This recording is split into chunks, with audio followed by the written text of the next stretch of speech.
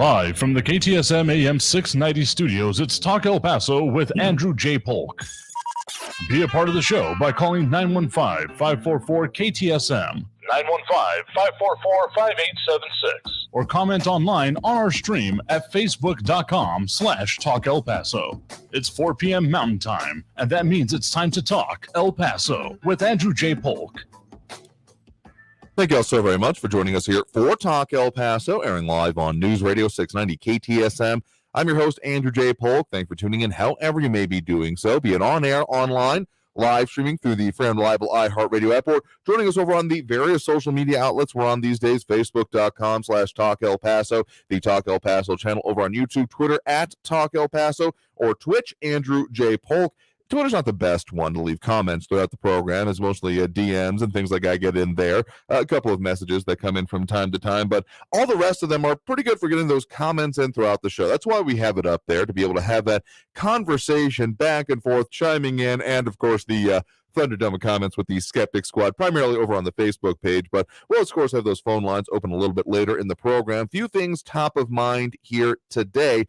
Actually, right before we end on the show here today, another interesting wrinkle in the discussion about border security and urging about, well, in-country processing for the Golden Triangle area, those sending communities, as has been discussed many times, being urged by many congresspersons, including El Paso's Congresswoman Veronica Escobar. So we'll probably get into that here a little bit. Plus, and not exactly surprising that a lot of El Pasoans want to see roads fixed with public funds, according to a survey out from the city of El Paso, as they are going through some potential bond projects. So a little bit of give and a little bit of take on that whole subject here, plus more discussion on the entire subject of nearshoring, that movement that we're definitely seeing in our region, at least it seems, anecdotally anyway, if not in total absolute numbers, that there's more interest in getting, well, to this region and regions like it because of a whole lot of reasons, but pandemic response, the impacts still happening, the supply chain, shortening supply routes, and just wanting to make sure things can actually get done, and the interest that it's causing in our area. Going to be talking with a company that just happens to specialize it, called the Nearshore Company. That our interview today, so stay tuned for that. Also, Calvin Williams joining us over on the Facebook page, facebook.com/Talk El Paso. Thanks for joining us over there. Here again, that's one of the better ways to leave your comments throughout the program, is over on the social media, but we will open up those phone lines here just a little bit later. So getting to that, what came in right before the show here, it's a subject that has come up a couple of times before, but never quite as concretely as this. Release out from Congresswoman Veronica Escobar's office just before the show here, talking about having signed on to a letter as a member of the Immigration and Citizenship Subcommittee of the House Judiciary Committee, letter to Secretary of State Anthony Blinken, urging the Department of State to work with Department of Homeland Security and United States Citizenship and Immigration Services, better known as a USCIS, to establish in-country asylum processing programs for those seeking asylum in the U.S. from Central America, particularly from Guatemala, Honduras, El Salvador, also known as the Northern Triangle. Quoting directly from the release here, John Hertz, not terrifically pleased with Escobar's performance overall, it seems like here, but continuing on with the letter that is noted here in the release, co-signed by 21 representatives here, notes that the United States has in the past established in-country processing programs as a response to large surges of migrants from Cuba, Haiti, Vietnam, and Iraq. Quoting further from the letter directly here, in-country asylum processing programs can humanely deter irregular migration to the United States that so often puts people at risk of harm and death. That is why we urge the U.S. Department of State to work with leaders at the Department of Homeland Security and USCIS to establish robust in-country processing programs across the Northern Triangle. So, I mean, it's come up a couple of times here, the idea of, at least in part, deterring people from doing the multi-thousand, in some cases, miles trip and ending up here at the southern border, of which we, of course, seen in just our region quite a lot of issues, quite a lot of strained resources, to put it mildly, that come along with it here. So kind of get the idea of, okay, well, let's push it elsewhere. Let's have people apply directly in their own countries, though that does then further raise the question of, okay, the resources required to do it, and if there's going to be an element of encouragement then in those ways, in order to apply there, make it simple, easier. And then, okay, what happens after asylum is then accepted here? I mean, the whole, immigration and just everything that comes along with it for our region is definitely an ongoing problem, one that we've talked about more than a little bit, even just on this program, and is a constant issue for this community here. So curious to know what y'all's input and concern with that is. The total letter, John Hurts disagreeing with that they have no right to come here. Again, we're talking about an asylum process, an application, and something that I do feel bears pointing out that historically in our area, at the very least with the immigration judges that are up here in the El Paso area, asylum is far from a guaranteed thing. In fact, if anything, it's very much this is the place, if you're really trying to game the system, you'd want to come to the least, because immigration judges in this area have last time I saw the full stats, an above 90% denial rate in our area. So whether or not this would actually be useful, if people would still then gamble, take the chances, how the cartels would respond in their own way with their own marketing, are some of the questions that come up to my mind here. But part of the problem that does come with all the issues we're seeing, even with the porousness of Title 42 and that comes along with it, is the whole released ahead of trial situation. Well, the phrase that I don't have a better one of, because I hate referring to humans being at this, but we'll stick with it for the moment. The whole catch and release system is predicated mostly on the awaiting for trial of that here. Michael Pat is saying once they get here, they'll never leave. Again, that's kind of part of the problem, but even then, it's not the whole full scope of the program, because I think it's still, maybe not of the last year, but just pre-pandemic, the last time I saw concrete numbers, there was about a majority of the people that came here and overstayed were those overstaying visas, among other things. Still a significant part, if not actually a majority of the problem here. So issues going on with immigration systems, absolutely. But I'm curious to know what y'all think would be the impact of such a proposal to have in-country processing, potentially maybe alleviating some of the physical requirements and needs right in this sector, but would it be an absolute solution? Curious to know what y'all have to say here. One other thing I want to bring up before we get to this next segment here is going to be the idea of, better roads, something we talk about just a little bit on this program as well, from our news partners over at KFOX 14, talking about survey results from the city of El Paso, and show that a majority of El Pasoans want to fix roads and parks, because these are one of the last bond exploration meetings happening today as part of the 2022 public engagement process. So always the potential of another bond, always on the horizon, because as soon as you're done with one, you can be pretty dang well sure that someone is looking at, what the next one is. But of course, the series of in-person meetings that's been going on since last month here in February, looking at the possibility of what might be needed. And surprise, surprise, a majority of the people surveyed as part of this, 1,001 responses as of today, show that more than 55 participants said safe, high quality, and complete streets are the most important areas to them. I could have told you the sky is blue as well, but roads are the thing that come up the most consistently, I feel like, for anyone living in this region, that getting road improvements and seeing things not be as borked up as they are now, though things are probably going to continue being a little bit messy for a while, because even if we get all of the city streets fixed, which I'm also not going to hold my breath about, because what I see someone post online the other day, that what street is the most like going down an Old West trail for you, or something to that effect, because the bumpiness, I bet the shock business does really good, robust, and swift business in town, because of the serious damage that can happen otherwise to your vehicle if you don't have them. We've got some bad roads in town. This is not exactly a secret. And so the fact I'm glad they're talking to people and asking people what they think. Not exactly surprised about it. The next closest, as for outdoors, 35% of participants want improvements to walking trails and parks that are within a walking distance of their neighborhood. Lucky to live in one myself, though I definitely don't use it as much as I should. Also, along 28% of participants would like improvements to pavement quality, while others would like to reduce traffic and vehicle emissions. You kind of got to pick one or the other. Do you want to really focus on the roads or reduce traffic? Because the paradoxical thing that happens when you improve roads and when you make more access and more, it's space on roads, more people then tend to use the roads. So it's kind of a chicken and the egg. Where do you actually want to start kind of problem here? But again, not surprising that a lot of El Pasoans want to see better roads. Whether that happens or not, or without it coming to a bond anyway, is the question that remains here. But we're already due for that first break here right now. A lot of comments coming in about some of these concerns, including Kevin Williams, Al George, John Hertz, and Michael Pettis. We'll get more into that here. Kevin Williams saying, how about we ask Canada if the reason for asylum is reasonable, and if they say yes, they wait in Canada until the paperwork is complete, or any other country willing to keep them. Again, that a little bit closer to the asylum process. In-country processing, at the very least conceptually, I would think would involve actually waiting in that country. But again, this is a letter being sent to the Secretary of State, and implementation, well, that'll be the question about how does it actually work in the long run here. And I mean, if really it's 90% plus rates that are being denied coming out of this, then what's to say people aren't just going to then take their chances trying to make the trek themselves anyway? I mean, the messaging has always been a part of this and part of the problem that we keep seeing from it, but more discussion on that. We got to take that Al George saying, if you want to see bad streets, go up to the northern U.S. I mean, sure, I've lived in other areas that have had plenty of issues, but it does feel like you're in wagon days sometimes going down some El Paso streets. Imagine how much worse they would be if we did have constant, consistent freezes.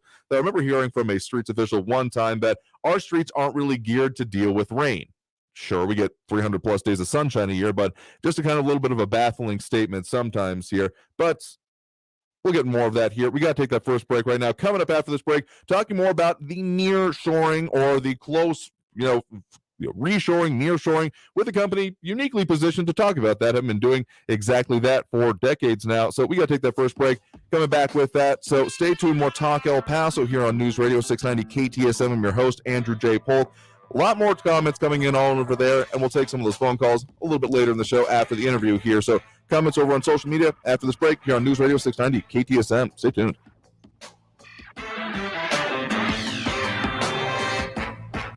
Traffic all day. News Radio 690. I-10 eastbound right now is really slow with stop-and-go traffic, 5 to 10-minute delays. Hawkins Boulevard down past Yarborough. Gateway Boulevard northbound at Cassidy. Watch for a stalled vehicle blocking the right shoulder. I-10 westbound at Airway. A stalled dump truck is blocking the right shoulder there. And police on the scene of an injury accident. Airway Boulevard northbound at Edgemere. Carrie Edwards, El Paso traffic. This report is sponsored by Blindster. Do you need new blinds or shades? Blindster.com offers custom-made blinds, shades, and shutters shipped directly to you at prices less than big box retailers. Blindster blinds are easy to install and guaranteed to fit. Don't overpay for new blinds. Shop Blindster today and save big. Blindster.com. iHeartRadio Earth is here with little tips for a healthier planet. It sure feels good to step into a warm car after letting it heat up for a few minutes. However, this practice wastes gas, increases emissions, and pollutes the air. Limit idling your car to no more than 3 minutes to save money at the gas station and improve air quality. Brought to you by iHeartRadio Earth and the National Environmental Education Foundation. To find more tips for smarter, sustainable living, or to take action in your own community, go to iHeartRadio.com/Earth. Hey, Mario and Courtney here. We know life is better together. And Smart Mouth mouthwash gives us the confidence to make life's moments amazing. It's red carpet season. Smart Mouth's 24-hour power of fresh breath lets us know we won't be worried about bad breath. So go to smartmouth.com/radio to save 20% or find it at your favorite store. Remember, our favorite tip for up-close, better together moments starts with Smart Mouth at smartmouth.com/radio. Just 2 rinses a day give you 24 hours of confidence. Hey, it's Tanya Rad. Sisney and I are hosting the 2022 iHeartRadio Music Awards Red Carpet Live, presented by the U.S. Department of Health and Human Services. I want to see everybody! Thanks to all the folks who have gotten vaccinated, because events like this one are safer and more enjoyable for all of us. Grab your friends and your family and live stream the Red Carpet Pre-Show March 22nd at 7, 6 Central on iHeartRadio's Facebook and YouTube channel. Thank you guys so much. Find vaccines near you at vaccines.gov. Everyone loves shopping online. Well, I'm going to tell you what I tell my golf buddies when they buy clubs. Stop searching for coupon codes. Download Capital One Shopping to your computer. Capital One Shopping instantly searches for available coupon codes and automatically applies them at checkout. Plus, it's free, and you don't even need a Capital One card to use it. That's like hitting a hole in one without even trying. Capital One Shopping. It's kind of genius. What's in your wallet? Savings and available coupons vary. 180 over 111, and I had a stroke. I couldn't speak or walk. This is high blood pressure. Get back on your plan. Go to loweryourhbp.org. Brought to you by the American Stroke Association, American Medical Association, and the Ad Council. El Paso's News Radio 690 KTSM. Even if you're worried about how world events are shaping up and wondering how your travel plans may be affected, the good news is that there is a local source to still get some of those flavors, particularly the ones that I really search out. I mean, having been able to travel through Italy and taste some of those things, get a little bit nostalgic for it, if that's the right term anyway, since it was only a few years ago, though it feels like longer. The important point is that you can still find those flavors and don't even have to go even regionally or out of town to find it, because Enhanced Flavors is your local source for over 40 quality flavored olive oils, extra virgin olive oils, and balsamic vinegars. They also, of course, import their olive oils from Tunisia, Italy, Greece, and Spain, and all of their balsamic vinegars straight from the Modena province of Italy, as is required, because if it's not there, it's not balsamic vinegar. Some of the varieties that I really like there, fig, pistachio. I mean, there's a lot of great ones out there. I love putting them on, like if you're making kind of a bruschetta, anything fresh, and these go well with even ice cream, the balsamic vinegar. Trust me, give it a try. You can find them online by going to enhancedflavors.com. That's enhanced with the D, flavors.com, or find them out in the community. If you went out last weekend to the Upper Valley Arts and Farmers Market, you may have seen them there, but they'll be out again this Sunday, 3/27, in the Hobby Lobby parking lot there near Mesa and Crossroads. So find all the information about what they've got and how to get with them. Enhancedflavors.com. Again, that's enhancedflavors.com. Live from the KTSM AM 690 studios, it's Talk El Paso with Andrew J. Polk. To be a part of the show, follow on Facebook at facebook.com/Talk El Paso. Now here's your host, Andrew J. Polk. Thank you all so very much for joining us here for Talk El Paso, airing live on News Radio 690 KTSM. Thank you very much for tuning in, however you may be doing so, on air, online, live streaming through the free and reliable iHeartRadio app, or over on the social media. A lot of comments, particularly about the streets thing. I knew, given how much people gripe about it, I wasn't surprised that people would have opinions on this here. Al, George, Calvin Williams, John Brazelton, Flaco Jimenez, John Hertz, Michael Pettis, and more. Also, of course, on the border issues here. John Brazelton saying, when I lived in Germany, when German road crews made a patch in a road, you could, and he clarified, could not tell the difference between the patch and the main road. It's all about training and pride. Flaco Jimenez saying that the street maintenance workers need to be trained on how to properly fill a pothole so they stop reappearing. Something that I have said that is kind of stopped being a joke here whenever I see them going out here. I appreciate the work that they do, but that, they're rearranging the potholes, because that's kind of how it feels sometimes. Whack-a-mole. Let's call it whack-a-mole, because as soon as you fill in one, another one's come up here. In Calvin Williams saying potholes are all Russian collusion. That's a completely separate show.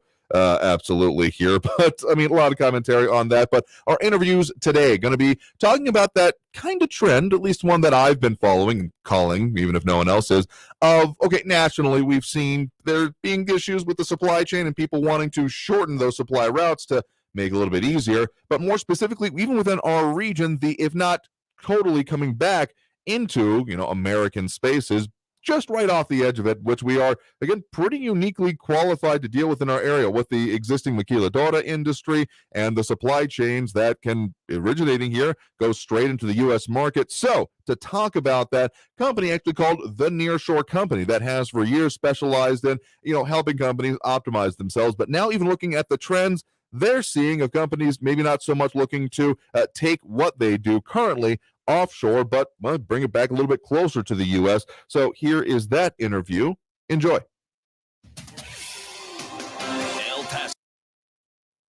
Joining me now, we have Jorge Gonzalez Hendrickson with the Nearshore Company. Thank you very much for joining us today.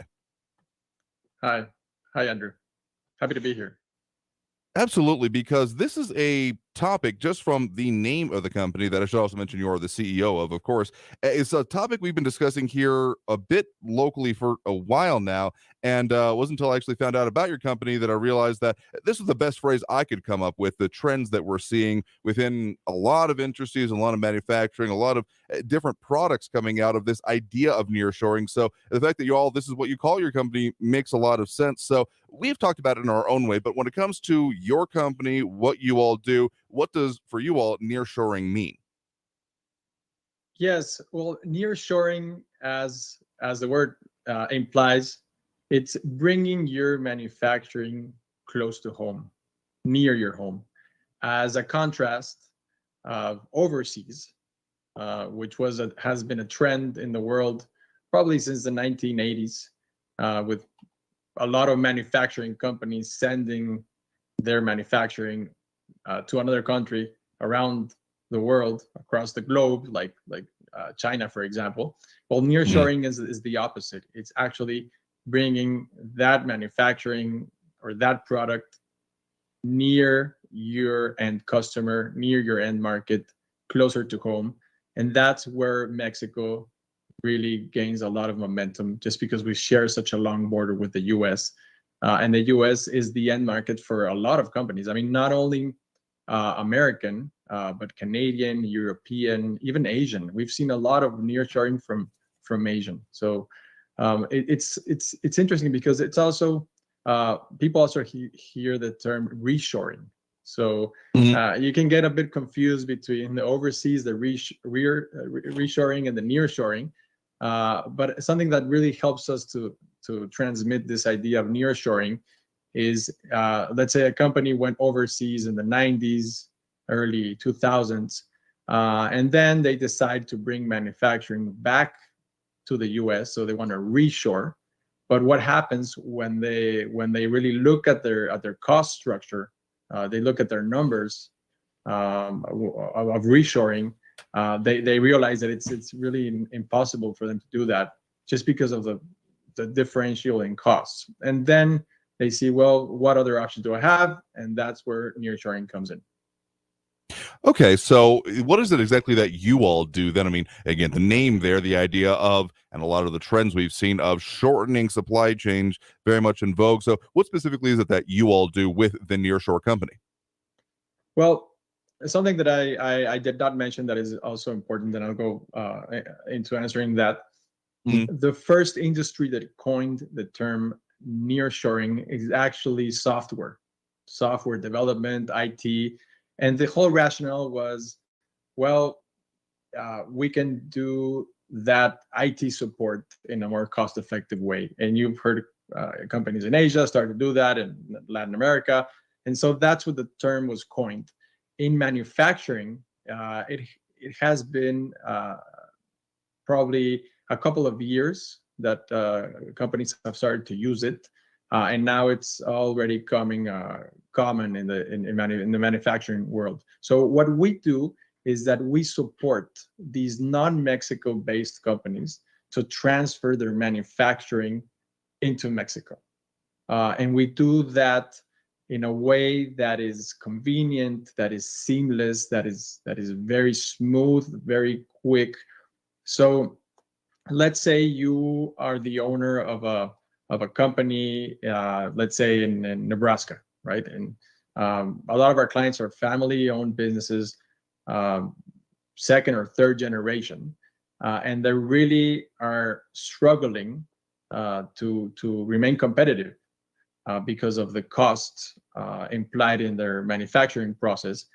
And now, and we can go that I'll go into that in a while, in a few minutes, the labor shortage. So it's not only that it's very expensive to manufacture in the US, but it's also I can't find workers.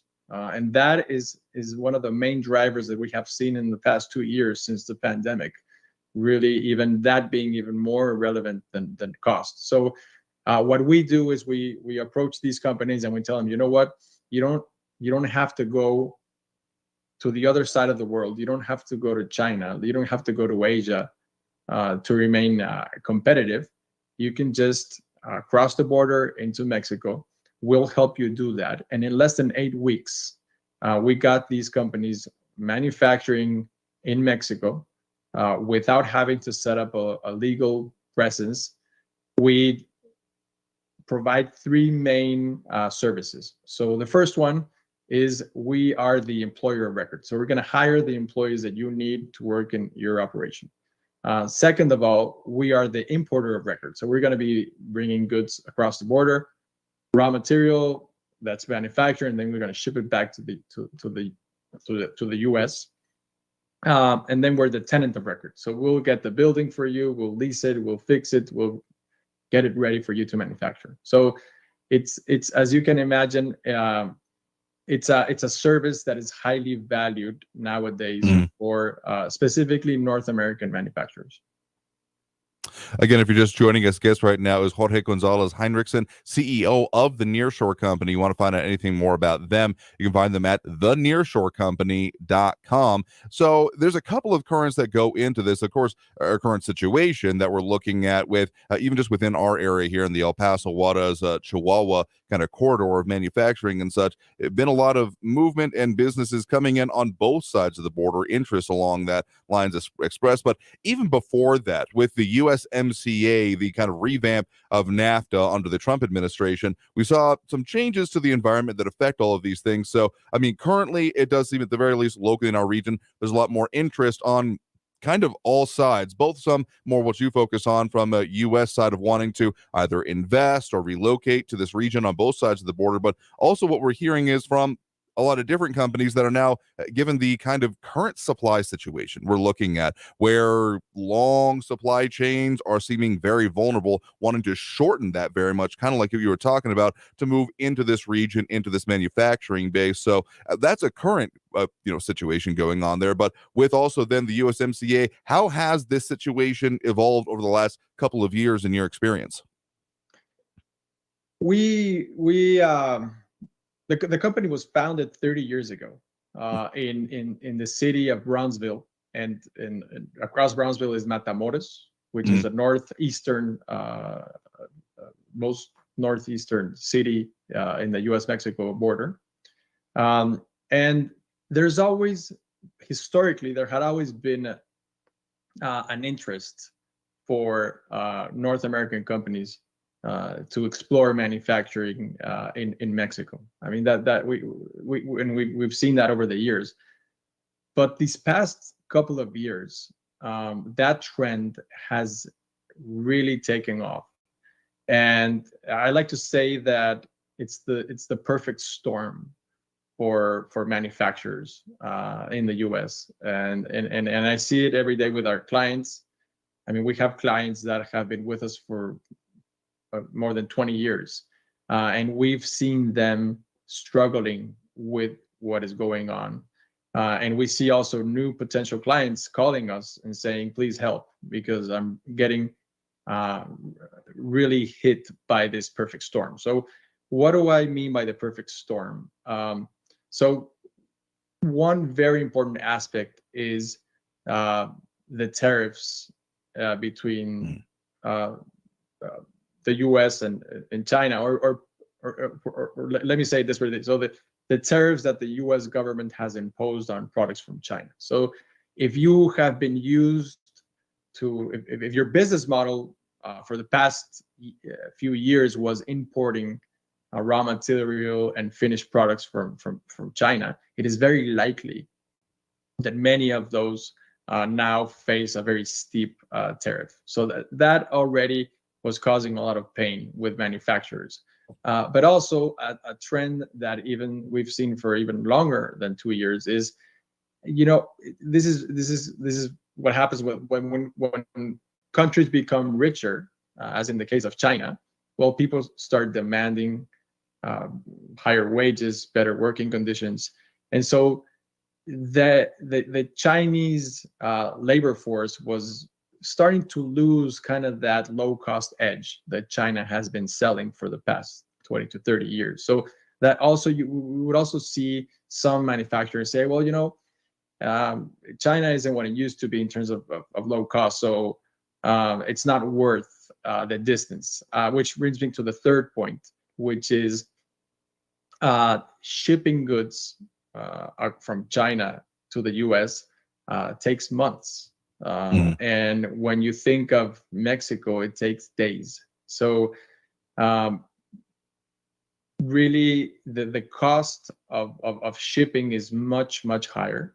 Not only what you have to pay the company to bring the goods, but also the lag you have to wait to deliver those products to your end market. That is money that you're leaving on the table. And then finally, the pandemic. I mean, that really blew everything apart, because it seems like supply chains turned the switch off, and everybody thought that it was just a matter of switching it on. And guess what? You switch the light on, and then everything is not where it has to be. and the supply chain disruptions that have been a consequence of that have been just crazy. I mean, the price skyrocketed. The price of bringing goods from Asia just skyrocketed. The time, the ports, people weren't working at the ports. There's not enough containers. So, I mean, again, that really, really made nearshoring such a more rational choice to manufacture than overseas over the past 2 years.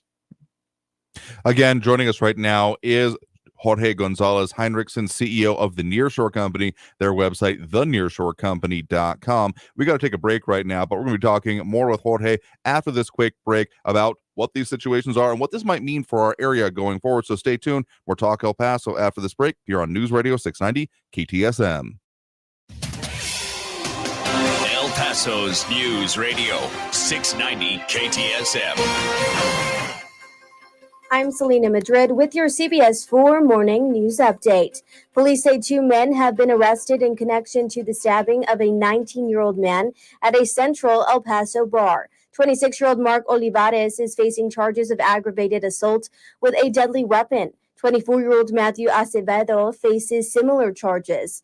2 weeks ago, police say 19-year-old William Shuckett was stabbed at Dewey's Corner Pub after breaking up a fight between 2 customers and a bartender. The judge set Olivares and Acevedo's bond at $250,000.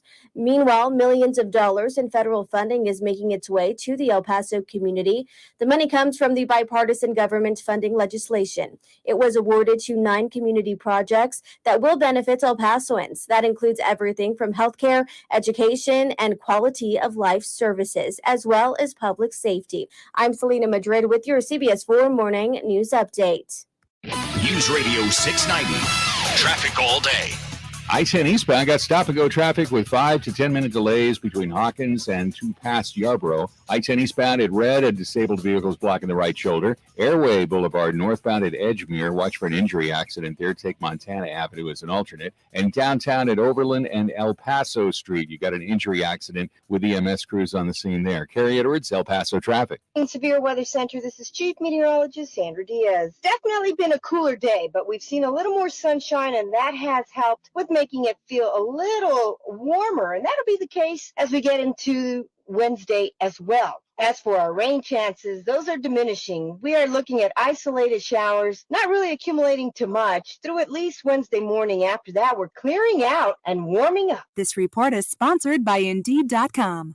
Hey, El Paso, this is Ivan Ochoa, General Manager from Sunland Park Chrysler Dodge Jeep Ram Fiat. We've extended Ram Truck Month, and deals are even bigger and better with 0% interest, more for your trade, huge savings, and a huge selection of new and certified pre-owned vehicles with more arriving daily.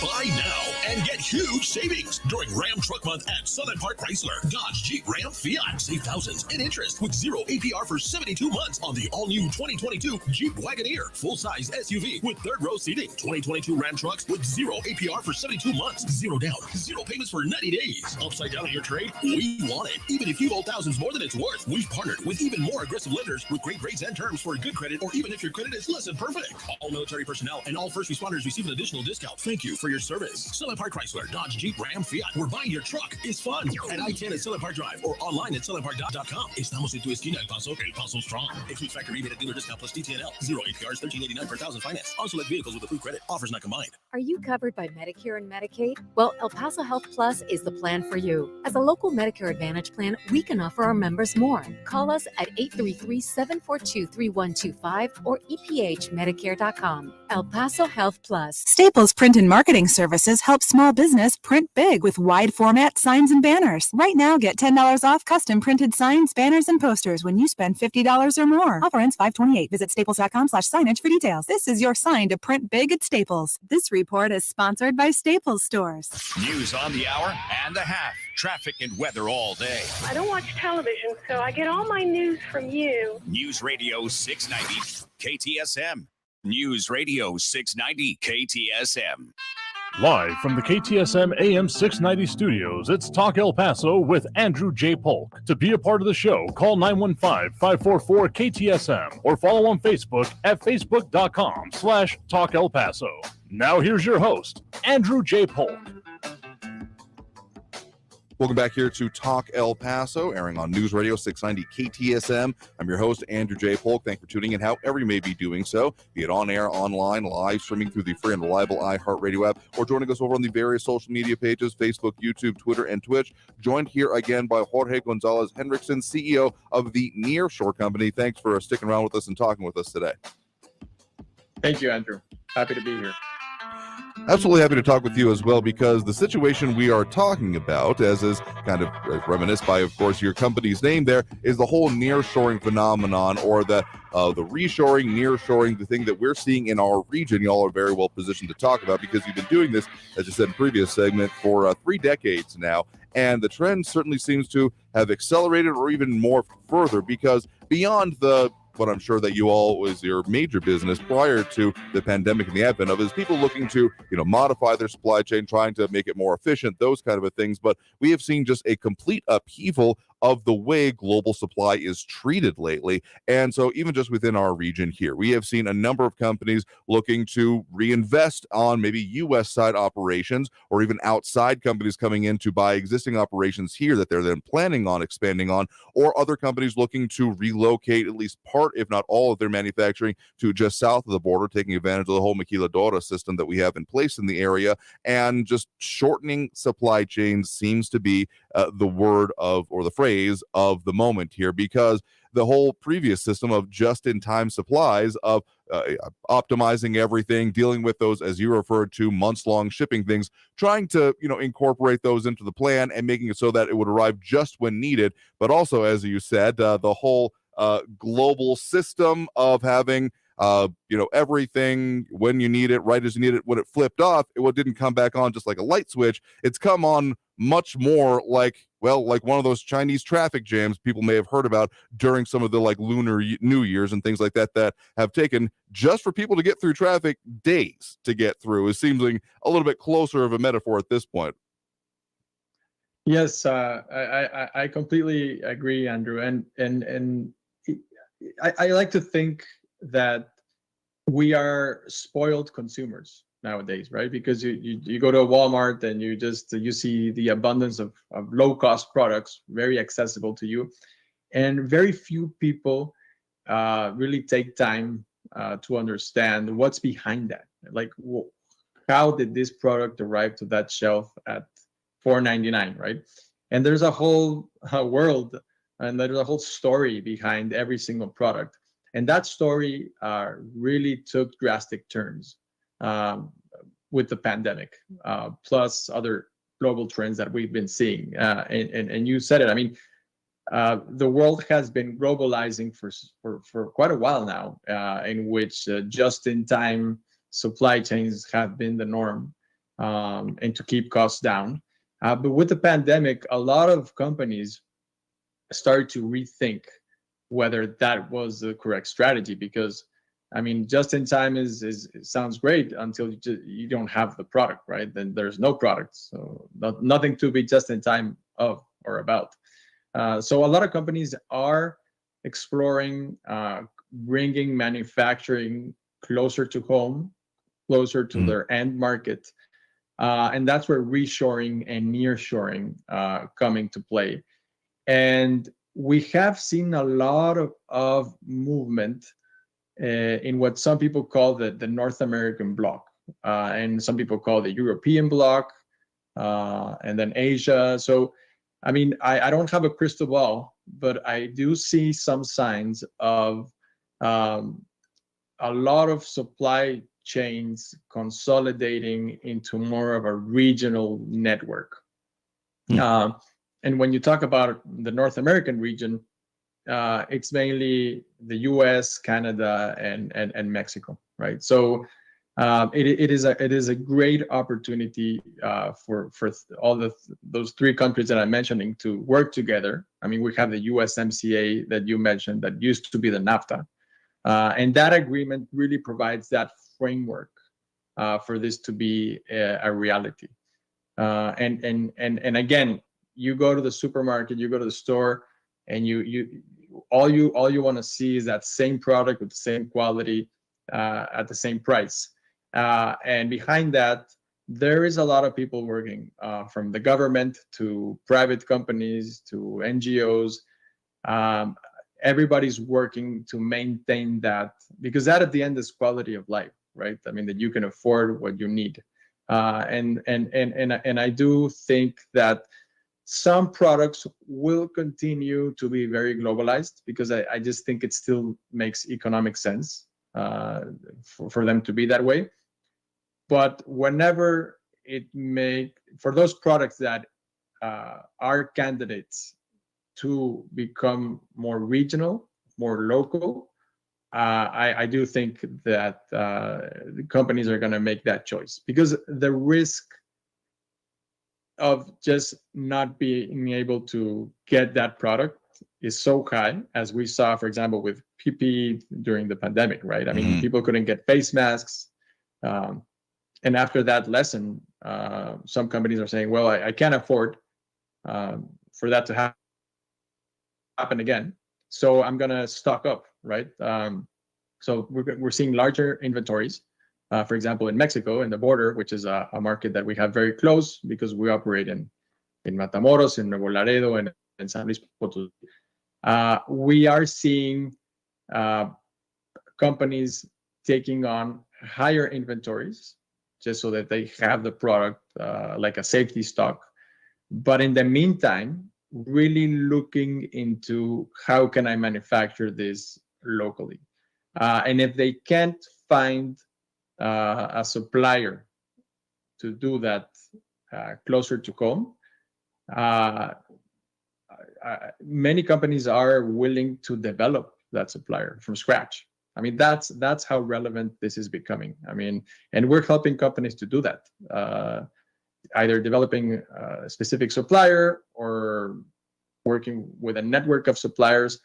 But companies are really serious, and they do want to stay competitive. And a final point to this is that when you think of nearshoring versus reshoring, labor shortages are key into understanding what is going on. So for many companies, their first option, or what they first would like, is to bring manufacturing back to the US. That's what they first think. But when they get serious about it, they realize that a lot of these jobs are tough. I mean, in terms of physical, demanding, long hours, and many workers in the U.S. don't want to do those jobs anymore. And so those jobs either go back to Asia, where they used to be, or Mexico seems to be the best option for many of these companies. So again, when you think of a block, it makes perfect sense for Mexico to be that labor powerhouse for manufacturing, and really benefit U.S. companies so that they can survive and they can face competitors from all over the world that that have the ability to manufacture wherever they want.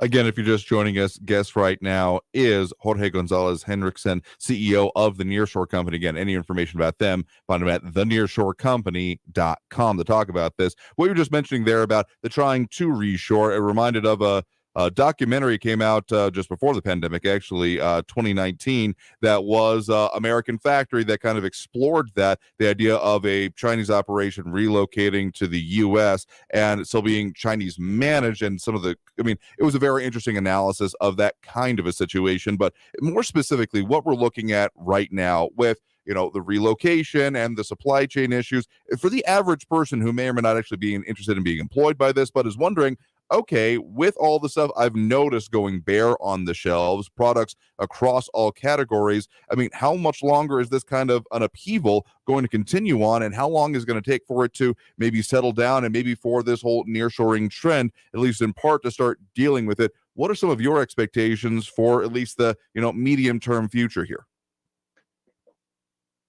My view, Andrew, is that 2022 is going to be a year in which we're still going to see that kind of inconsistency in the supply chain. So maybe you go to the supermarket and your favorite cereal box is not there 1 week, and then a few days later you see it back where it's always been. So I do think that 2022 we're going to see a lot of that, but I think that going into 2023 that should be cleared. And the two reasons why is we've all heard of the lack of containers being one of the source of the problem, and really companies that's the incredible and even magical aspect of capitalism, right? I mean, already companies have been rushing to manufacture these containers just because they're needed and they're prized now. So that is an important solution to it, the manufacture of containers.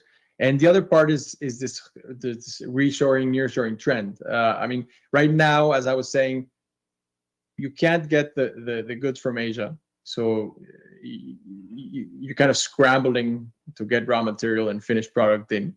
But simultaneously, companies are working with companies like the Nearshore Company to get that manufacturing problem solved locally in a neighboring country, and they're developing suppliers so that when these new suppliers are ready, they can switch, right? Or they can start coming in and filling in that void that this product that is stuck into the global supply chain is not making it here. That will not be a problem, I think, by the end of this year or early 2023. Interesting. All right. Again, guest right now has been Jorge Gonzalez Henriksen, CEO of the Nearshore Company. Again, the nearshorecompany.com, the place to find them. Thank you very much for taking the time to speak with us, lay out what it is all you do, your expertise on these issues, and what people might be able to expect, both, regional trends globally and what it might mean for them going to the grocery store here today. Thank you. Thank you very much for having me here, Andrew. And as you mentioned, we are happy to help companies operate in Mexico, and also happy to answer any questions. Absolutely there. All right, we got to take that last break right now. Coming out of the break, we'll get to more of the calls and comments on the line, so stay tuned. More Talk El Paso here on News Radio 690 KTSM. Traffic all day. News Radio 690.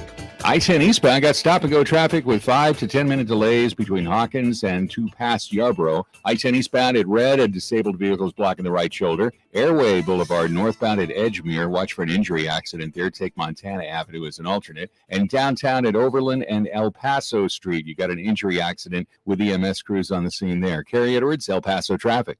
This report is sponsored by Staples Stores. Staples Print and Marketing Services help small business print big with wide format signs and banners. Right now, get $10 off custom printed signs, banners, and posters when you spend $50 or more. Offer ends 5/28. Visit staples.com/signage for details. This is your sign to print big at Staples. The True Crime Podcast, What Happened to Sandy Beale, investigates the alarming death of a young woman who dreamed of a career in law enforcement. Journalist Melissa Jeltsin untangles the mystery at the heart of the investigation, revealing a troubling pattern by officials close to the case. I didn't take any of that crap because I could tell that they were hiding something. Listen to What Happened to Sandy Beale on the iHeartRadio app or wherever you get your podcasts.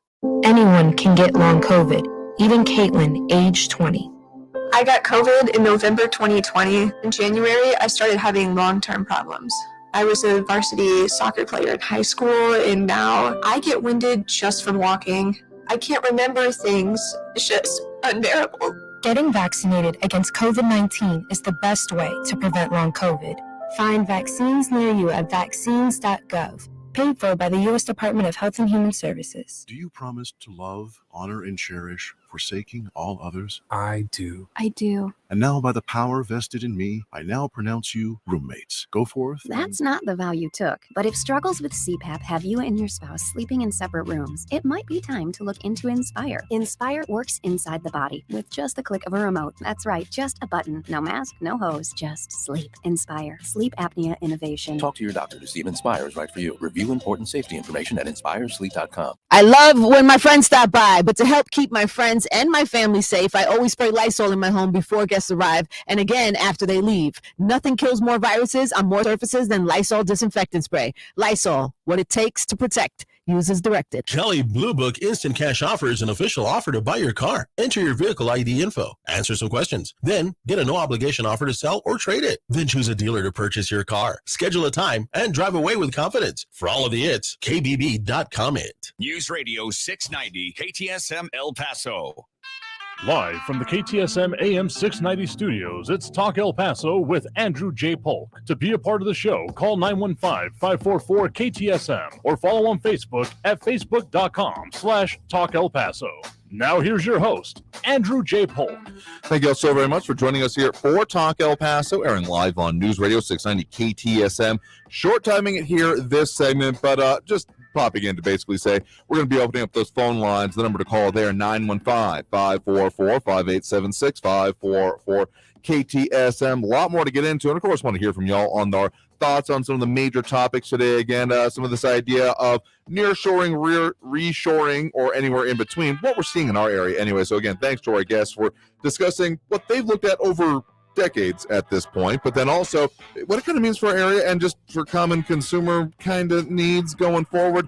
I mean, disruptions definitely abound here, and we'll get further into that. Plus, of course, we've got a lot more to talk about with the whole in-country processing concept coming back into focus, and a whole lot more, but so much for right now. We got to end up taking that top of the hour news break here, so we will get to those calls if you want to call in during the break. Again, the number to do so, 915-544-5876, 544 KTSM. So we'll be back after the top of the hour news and a whole lot more right here on News Radio 690 KTSM. Again, you are tuned into Talk El Paso. We'll get to more, don't worry, and we got a whole nother hour to go here. So again, one more time, phone lines open, 915-544-5876, 544 KTSM. That, comments, a whole lot more after this break. Stay tuned.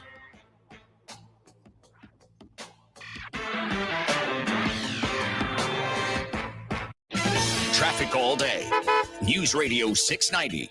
I-10 eastbound got stop-and-go traffic with 5 to 10-minute delays between Hawkins and 2 past Yarborough. I-10 eastbound at Red, a disabled vehicle is blocking the right shoulder. Airway Boulevard northbound at Edgemere, watch for an injury accident there. Take Montana Avenue as an alternate. And downtown at Overland and El Paso Street, you got an injury accident with EMS crews on the scene there. Carrie Edwards, El Paso traffic. If you are covered by Medicare and Medicaid, then El Paso Health Plus Medicare Advantage Plan offers great supplemental benefits designed specifically for El Pasoans, such as $3,500 a year in dental benefits, $300 in vision, and a quarterly OTC card with $250 to spend on health and wellness products. Plus, generous benefits for hearing, podiatry, home-delivered meals, and so much more. Plus, our new Get Fit benefit to keep you active and social, as well as our new Healthy Eats program. At El Paso Health Plus, we go the extra mile for our members because this is our home and our local knowledgeable staff is here to help you get more benefits, more services, more from your health plan. If you are covered by Medicare and Medicaid, call us 833-742-3125 or visit ephmedicare.com. El Paso Health Plus, your local Medicare Advantage plan. With an open channel, I guess just try to keep channels open. We welcome open-minded individuals. I try to keep an open mind to all issues. With open arms. I think we need to always have our eyes open. For open conversation. And when you open the iHeartRadio app, you open a whole new world. Wherever you are. What should America do about immigration crisis? I guess open the borders, but at the same time, check everyone that's coming in. Open the gates. A free download in the App Store or at ktsmradio.com. News on the hour and the hat. Traffic and weather all day. News Radio 690 is KTSM AM El Paso, an iHeart radio station. NBC News Radio, I'm Brian Shook. Supreme Court nominee Ketanji Brown Jackson is defending her record on sentencing sex offenders. During her ongoing Senate confirmation hearing, the federal judge said there are extreme disparities in federal sentencing guidelines for sex offenders. Congress has to determine how it wishes for judges to handle these cases. One senator is undecided when it comes to President Biden's nominee. Ohio Republican Rob Portman spoke today about Jackson's nomination, telling reporters he's still researching her record and following her confirmation hearing with the Senate Judiciary Committee. Last year, Portman voted against Jackson's confirmation to the U.S. District Court of Appeals for the D.C. Circuit. There isn't much hope right now for a ceasefire in Ukraine. That's according to French officials who say President Emmanuel Macron spoke with the leaders of Ukraine and Russia. A statement noted Macron will keep up his efforts on that front. Stocks finished higher with the Nasdaq up nearly 2%. The three major averages posted solid gains as investors adjusted expectations for more aggressive rate hikes by the Fed. The Dow rose 254, 500 added 50 to 4511. A new report says the cruise industry is recovering. AAA says bookings have doubled compared to the same time last year. A survey is revealing 23% of Americans are considering booking a cruise over the next couple of years. It also says 43% of adults are happy with the way the industry handled the pandemic. Cruise lines say they're hoping to update travel restrictions later in the year. I'm Lisa Taylor. The National Weather Service is confirming over a dozen tornadoes in Texas. The twisters all hit yesterday afternoon and early evening. Survey teams say the strongest tornado is an EF3, which hit Jacksboro with winds up to 150 miles per hour. You're listening to the latest from NBC News Radio. The special election to replace the late Alaska Congressman Don Young will be done partially through the mail. In addition to being the first state election to use the new ranked choice system, the decision to replace the longest-serving member of the current Congress after 49 years will see every registered voter receive a ballot in the mail. Anchorage Daily News says the governor will likely schedule the special primary for June 11th and the special general election for August 16th, the same day as the regular primary in Alaska. Because of the short timeline, perhaps less than 80 days, every voter will be sent a ballot in the mail, but people can still vote in person, and those returning the ballot through the mail will need to sign it along with a witness. I'm Jack Cronin. Governor Ron DeSantis says a Florida swimmer is the real winner of an NCAA event. Olympic silver medalist Emma Wyant finished second last week in the 500-yard freestyle final. She lost to Leah Thomas, who became the first transgender athlete to win an NCAA Division I championship. With summer approaching, the boardwalk in one New Jersey shore town is getting a much-needed refurbishment. Liz Warner reports. Work on Wildwood's popular boardwalk began in the fall, with Mayor Pete Byron confident about its summer readiness. All along, we expected to have this first phase done by mid-May, certainly before Memorial Day. We're right online. Crews are now working to revamp the 3-block stretch between Oak and Maple Avenues, with Wildwood's boardwalk over 100 years old. This is all part of a major multi-phase, multi-year $4 million effort to replace deteriorating decks and rebuild the understructure. The NFL is allowing teams to look into deals with blockchain and NFT companies. After it evaluated the technology, the league said it would allow promotional relationships without undertaking excessive regulator or brand risk. The NFL said teams and the league must proceed carefully because of evolving regulations related to the technology. Brian Shook, NBC News Radio. Celebrate the music you loved listening to all year. Plus, your favorite artists will take home iHeartRadio Music Awards. Don't miss our 2022 iHeartRadio Music Awards. Watch exclusively on Fox. Tonight at 7. We're all looking forward to getting back to real-life moments. Thanks to COVID vaccines that help prevent severe illness, we can do this. The U.S. Department of Health and Human Services is proud to help celebrate the iHeartRadio Music Awards. Visit vaccines.gov today. This report is sponsored by Staples Stores. Staples Print and Marketing Services help small business print big with wide format signs and banners. Right now, get $10 off custom printed signs, banners, and posters when you spend $50 or more. Offer ends 5/28. Visit staples.com/signage for details. This is your sign to print big at Staples. Mass Mutual knows retirement can be an uncomfortable conversation. Who's the big boy? You are. Who's going to take care of us when we retire? It's gonna be you. You're going to make sure we don't end up in a retirement home. Or if we do, it's a really nice one. With tango lessons. And bocce ball. And a community pool. Oh. Talk to us about retirement today. Feel comfortable about tomorrow. Mass Mutual. Live Mutual. Hey, this is John Hope Bryant, entrepreneur and fellow builder, just like you. Thanks to the help of iHeartRadio and Prudential Financial, I'd like to present to you my brand new podcast, Building the Good Life, where each week a special friend and I will break down and unveil the mysteries of how you build. So if you're ready to build like you've never thought you could before, the best version of you, make sure to listen every Friday on the iHeartRadio app or wherever you get your podcast. Donna from Louisiana. The storm just hit, and we went from donating to the food bank to needing it. Hunger is a story we can end. End it at feedingamerica.org. Brought to you by Feeding America and the Ad Council. El Paso's News Radio 690 KTSM. Live from the KTSM AM 690 studios, it's Talk El Paso with Andrew J. Polk. To be a part of the show, call 915-544-KTSM or follow on Facebook at facebook.com/Talk El Paso. Now here's your host, Andrew J. Polk. Thank you all so very much for joining us here for Talk El Paso, airing live on News Radio 690 KTSM. I'm your host, Andrew J. Polk. Thank you for tuning in however you may be doing so, be it on air, online, live, streaming through the free and reliable iHeartRadio app, or joining us over on the various social media pages, facebook.com/Talk El Paso, the Talk El Paso channel over on YouTube, Twitter at Talk El Paso, or Twitch, Andrew J. Polk.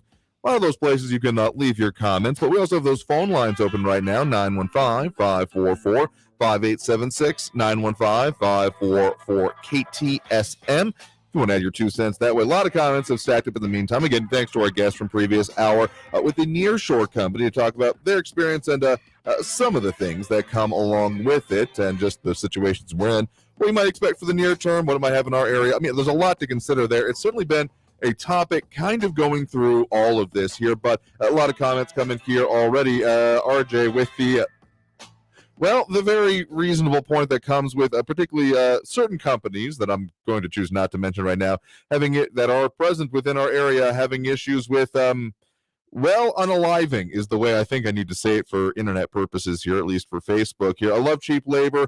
Unaliving nets are so much less costly.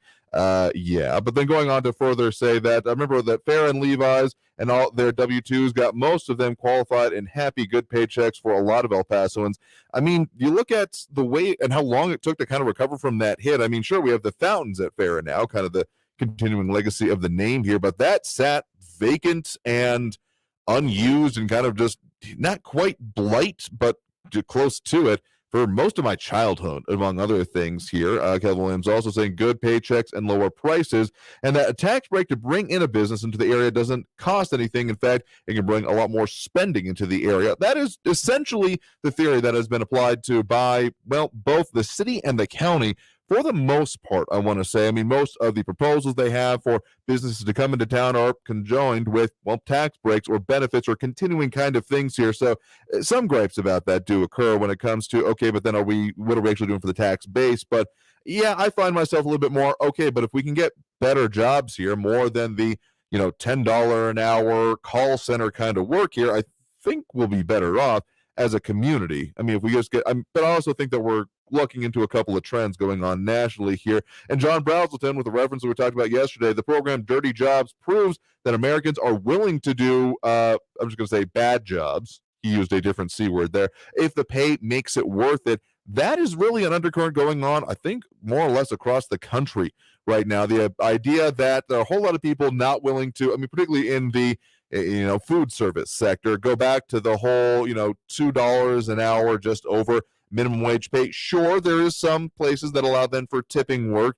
that then allows you to potentially make a lot more. But those are the sectors that, to my untrained eye, seem to be doing some of the worst here as people are then seeking, those other opportunities. I know there's some conversation about, there's, benefits and people aren't willing to work anymore. But the way I see it more often than not, even just people I know have been, kind of applying the whole free market idea to their own labor. If someone else is willing to pay more for it, Why would they not go there? But also some further comments about the border here. Maria Kalman on about Veronica Escobar, El Paso congresswoman, more on the whole immigration system and issue going on there, as we brought up last hour. Top of it, that yes, we've got the whole idea of in-country processing coming back to the forefront in her latest letter, and RJ commenting on that. I'm all for deserving asylum cases getting approved. It's Biden announcing open border and he won't deport. That's treasonous and unacceptable. I mean, so technically there's never been a declaration of the open border. And I mean, if we did have an open border, there would be no border patrol. But I get the idea that it seems like there's more people coming here, of which there is an absolute number showing that it is. And if there's the enforcement to go along with it at the same kind of, reasonable ratio levels, what is the situation on the border here? So, I mean, there's a lot to hear. And a lot of comments coming in here on callers and such. One other thing that Maria said that I didn't want to skip out on, that Americans, overwhelmingly legal immigration is welcomed by the majority of Americans. Our border areas are being controlled by vicious cartels, among other things here. But a lot more commentary to get into on that. Also, just one note I wanted to make that somehow, according to at least Texas Governor Greg Abbott, if you want to find it over on our website right now, ktsmradio.com, that it was a miracle that no one died in the tornadoes, at least 20 tornadoes in Texas as of yesterday. So some wild weather definitely gripping the state, but that no one died, even though there were injuries, and disaster declarations abound across the state. Still, knock on wood, very happy that we have good weather here. I mean, sure, we got a little bit of rain yesterday, but I'll take it. Anyway, getting back to those phone lines here again, the number to call if you want to chime in that way, 915-544-5876-544-KTSM. You have a call on the line here right now. You're live with Talk El Paso. Who's this? This is Raul. Hey there, Raul. What's on your mind? Hey, I was listening yesterday. Andrew made some comment that sounded like he was saying I'm not much of a capitalist or something. I don't know what he was really trying to get across.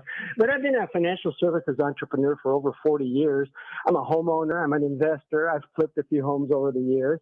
And I bet I'm more of a capitalist than Andrew and probably most of your listeners, in as much as most folks aren't entrepreneurs or business owners. Most folks work for somebody else, okay? So from what I've gathered from Andrew, sounds like he was in law enforcement, which is the socialist part of our mixed economy of the public and private sectors. But I'm a democratic socialist capitalist who believes in government regulation and supervision, especially in the financial services industry, which I know a lot about. And that's because it deals with people's money and their investments. If you want to be a broker, you got to get an FBI background check.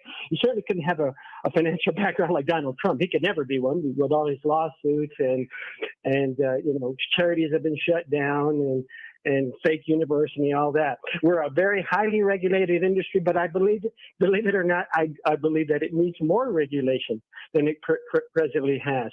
I was also listening to some of the right-wing commentators on your program, on your station, about Ketanji Brown Jackson. And so I was listening to her in front of the Senate today, and Senate Judiciary Committee. And I found a graphic here that looks at her qualifications against all the other Supreme Court justices on the bench right now, in terms of whether they went to Ivy League law school, whether they were a Supreme Court clerk, whether they were a public defender, whether they sat on a sentencing commission, whether they were a district judge or not, whether they sat on the Court of Appeals as a judge or not.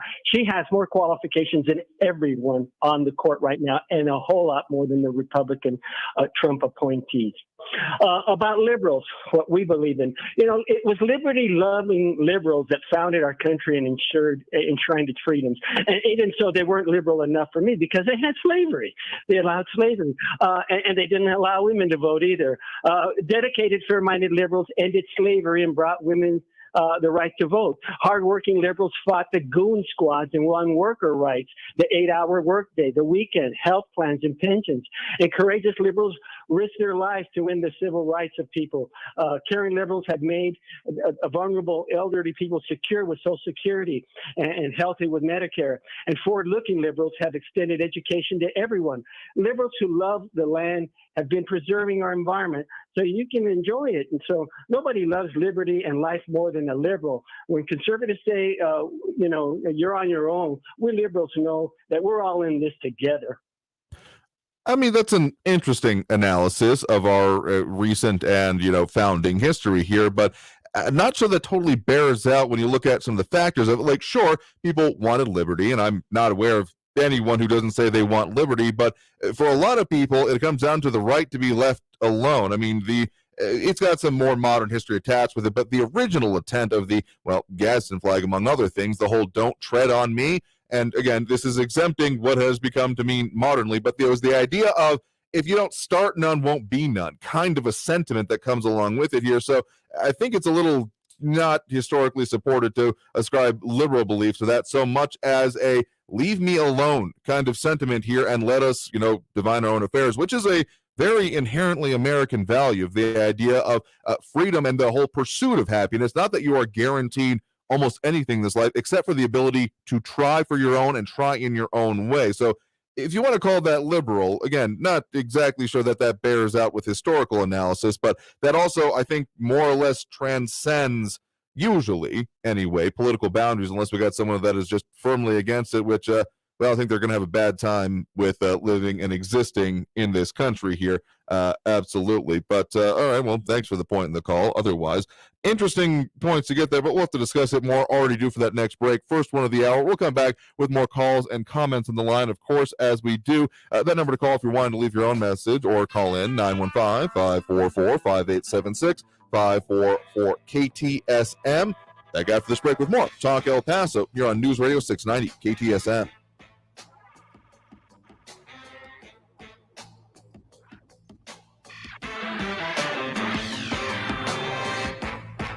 Traffic all day. News Radio 690. Watch for an injury accident. I-10 westbound at Mesa Street. That's exit 11. Medical crew and police on the scene. I-10 eastbound between Hawkins and Yarborough. It's still a backup from Yarborough back to Viscount from earlier road work that just wrapped up. Police still working an earlier accident, Americas Avenue at Pan Americans. You can avoid the slowing and take Socorro Road or Zaragoza as alternates. Carrie Edwards, El Paso traffic. This report is sponsored by Blindster. Do you need new blinds or shades? Blindster.com offers custom-made blinds, shades, and shutters shipped directly to you at prices less than big box retailers. Blindster blinds are easy to install and guaranteed to fit. Don't overpay for new blinds. Shop Blindster today and save big. Blindster.com. Hey, I got a new idea for our podcast, Ridiculous Crime. Hit me with it. A con man gets busted for dining and dashing and becomes an Australian folk hero. I got one for you. Jimmy Stewart once smuggled a Yeti's finger out of Nepal. Both of these live up to our ridiculous crime guarantee. Always 99% murder-free. And 100% ridiculous. Listen to Ridiculous Crime on the iHeartRadio app or wherever you get your podcasts. Brought to you by DuckDuckGo. Protect your privacy online for free with DuckDuckGo. Anyone can get long COVID, even Caitlin, age 20. I got COVID in November 2020. In January, I started having long-term problems. I was a varsity soccer player in high school, and now I get winded just from walking. I can't remember things. It's just unbearable. Getting vaccinated against COVID-19 is the best way to prevent long COVID. Find vaccines near you at vaccines.gov. Paid for by the U.S. Department of Health and Human Services. Liberty Mutual Insurance Company presents. And don't you just love the smell of old books? Shh, this is a library. Sorry, ma'am. We're looking for a book titled Liberty Mutual Customizes Your Car Insurance so you only pay for what you need. I don't think we carry that, but check nonfiction. He really does devour literature. Please leave. Only pay for what you need. Liberty, liberty, liberty, liberty. Have you wanted to speak a new language but thought it'd be too difficult or take too much time? Then try Babbel. In just 15 minutes a day, Babbel teaches you conversations that you will actually use. With 14 languages and lesson topics like travel, business, relationships, and more, you'll learn what matters most to you. Babbel. Language for life. Learn a new language with ease. Go to Babbel.com to try for free. That's BABBEL.com. If you see something, why do you say something? I see safe for my friends. For my community. For everyone here. We all have something worth protecting, a why that unifies us. Report suspicious activity to local authorities. If you see something, say something. News Radio 690 KTSM. Live from the KTSM AM 690 studios, it's Talk El Paso with Andrew J. Polk. To be a part of the show, call 915-544-KTSM or follow on Facebook at facebook.com/Talk El Paso. Now here's your host, Andrew J. Polk. Thank you all so very much for joining us here for Talk El Paso, airing live on News Radio 690 KTSM. I'm your host, Andrew J. Polk. A lot of comments and stuff coming in. The comments give me life sometimes. Facebook.com/Talk El Paso is the main spot for them because that's where the Skeptic Squad lives, and the Thunderdome comments opened up, including just love the people who kind of don't get the point of what we do here, considering opinions and then discussing them here. The idea, because again, the phrase that I find persuasive is, maybe not exactly a wise man that I think I am, but anyway, that a wise man can consider a point without accepting it.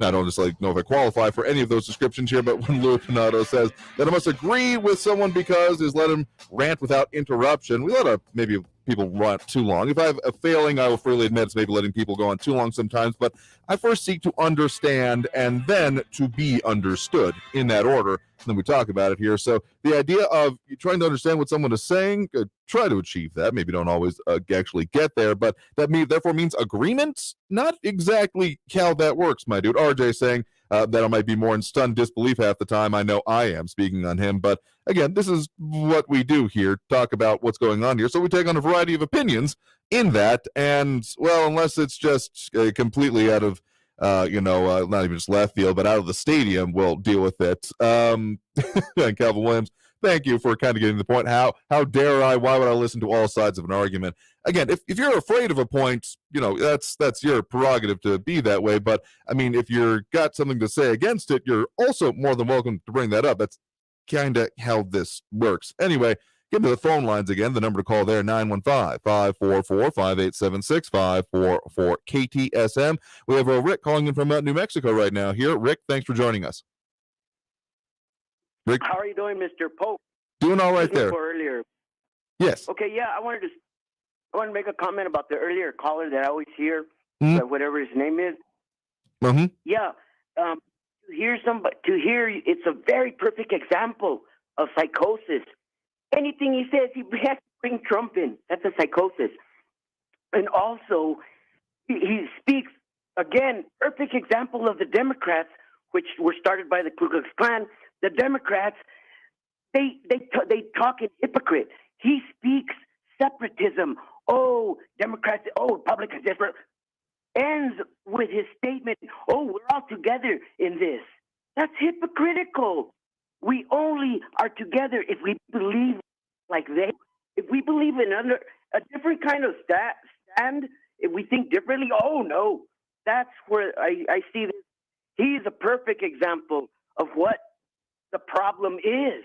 You can't talk, you can't discuss. Either you believe it like they do or they don't. Ted Cruz today speaks about our president in the past, filibusters having to get a Hispanic on the Supreme Court and filibuster to get a black woman on the Supreme Court. But now he's the other way. Oh, wow. That was my comment, Mr. Polk. And I really appreciate your time in your show for giving people like me just a little bit to speak out the truth. Thank you. Absolutely. I mean, literally, the reason we do this and in the way that we do is for that purpose. So I thank you for the point in the call.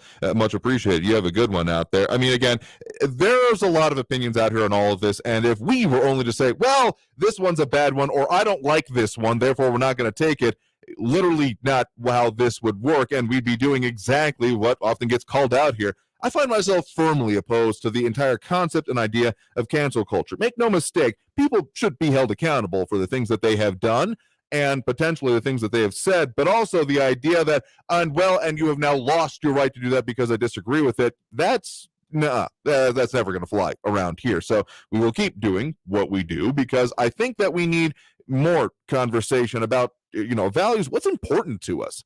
And people are going to disagree on that, be guaranteed. I mean, you get two people into a room, you're going to get 5 opinions between them and disagreements. I mean, this is the kind of thing that is, frankly, how our country was founded on. The idea that people can disagree but still come together with otherwise common purpose. even if that common purpose is just to live in more or less harmony. Okay, maybe not exactly harmony, but the idea of being able to exist with each other, even if there are severe differences of opinion, that's okay. You want to talk about founding here and the values that come along with it. That's kind of a core one. I mean, there's a lot of misunderstanding about some of the founding aspects of our nation, I do feel, or maybe just a lack of understanding entirely about how it came about. But the entire idea is that you can live your life as you see fit, as long as it did not impinge upon the rights or life liberty of others. And I still subscribe to that being a major one of how everything should work in this country. Again, when in doubt, err on the side of liberty and let people make their own choices that come along with it. These are some of the core values I strive to live by anyway. So, yeah, when it comes down to cancel culture, RJ putting it consequences, not arbitrary cancellations. Yeah, whole 10-year-old tweets being brought up as why you shouldn't get to exist in the public sphere anymore, I have never found particularly persuasive. Now, I may make my own decisions personally about, I'm probably not going to support a person or something based on, the values they espouse. If I agree with them or not, I will make my own personal decision, but that doesn't mean that they are therefore removed from public life, no longer able to voice an opinion. They have lost that privilege. Get right out of here with that kind of nonsense. I mean, seriously, the idea that only the correct kind of things can be spoken about, I mean, we deal with that way too much on social media in general, literally changing the way language is some use. I mean, I used that phrase a little bit earlier when we were talking about a phrase relating to, death. I mean, I've seen all the way the replacement of the words wine, death, I'll just say it right here, in this case, is suicide.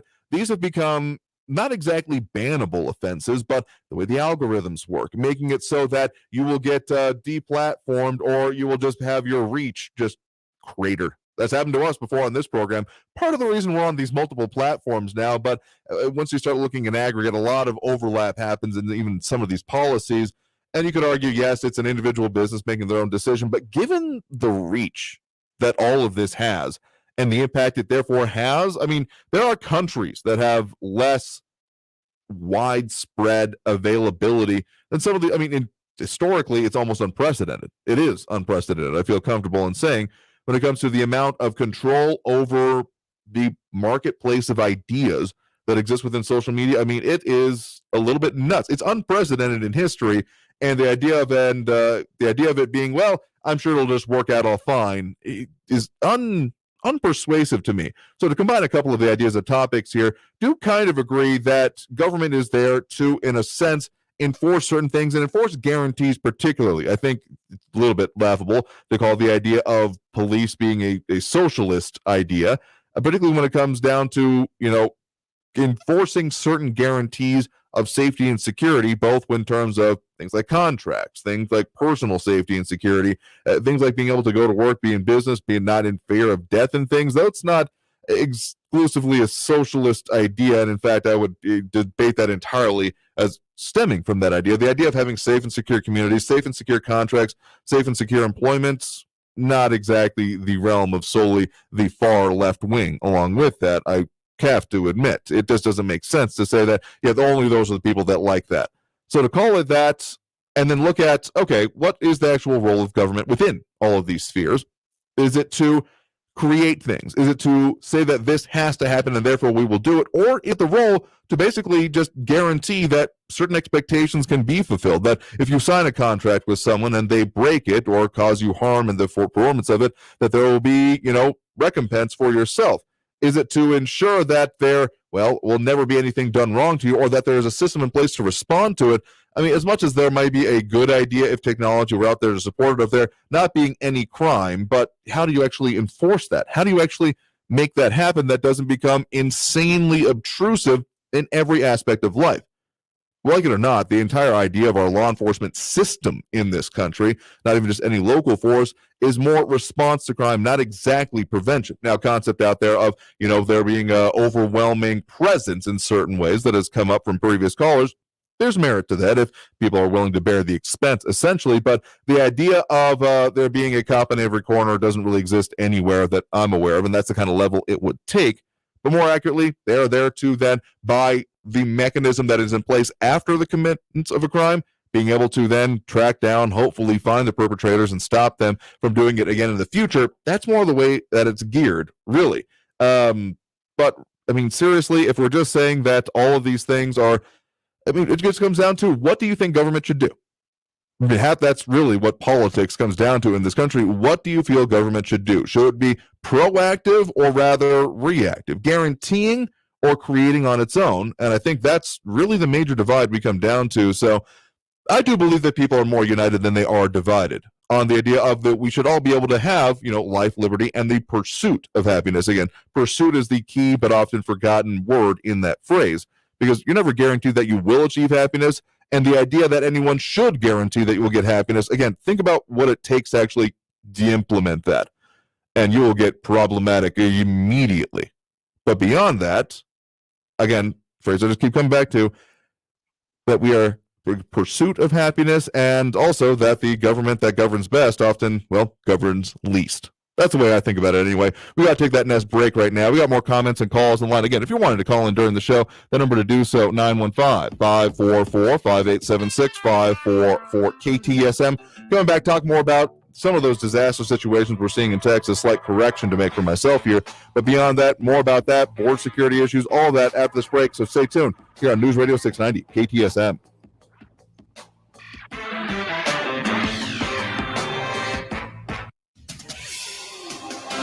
Paso's News Radio 690 KTSM. Hello, I'm Erica Castillo with this KFOX 14 News Update. Authorities say a 17-year-old boy was killed and 3 other teens were wounded early Sunday when a fight broke out in a Houston parking lot during a birthday party. Multiple people opened fire. Police in Austin say 4 people have been shot and wounded as the city hosts the annual South by Southwest Festival. And police say 10 people were shot at a spring break party in Dallas, and several others were injured as they tried to escape the gunfire. And a federal judge today convicted an elected official from New Mexico of illegally entering restricted U.S. Capitol grounds, but acquitted him of engaging in disorderly conduct during the riot that disrupted Congress from certifying Joe Biden's presidential election victory. The misdemeanor case against Otero County Commissioner Coy Griffin was decided without a jury. The 48-year-old former rodeo rider helped found a group called Cowboys for Trump. I'm Erica Castillo with this KFOX 14 News Update. News Radio 690. Traffic all day.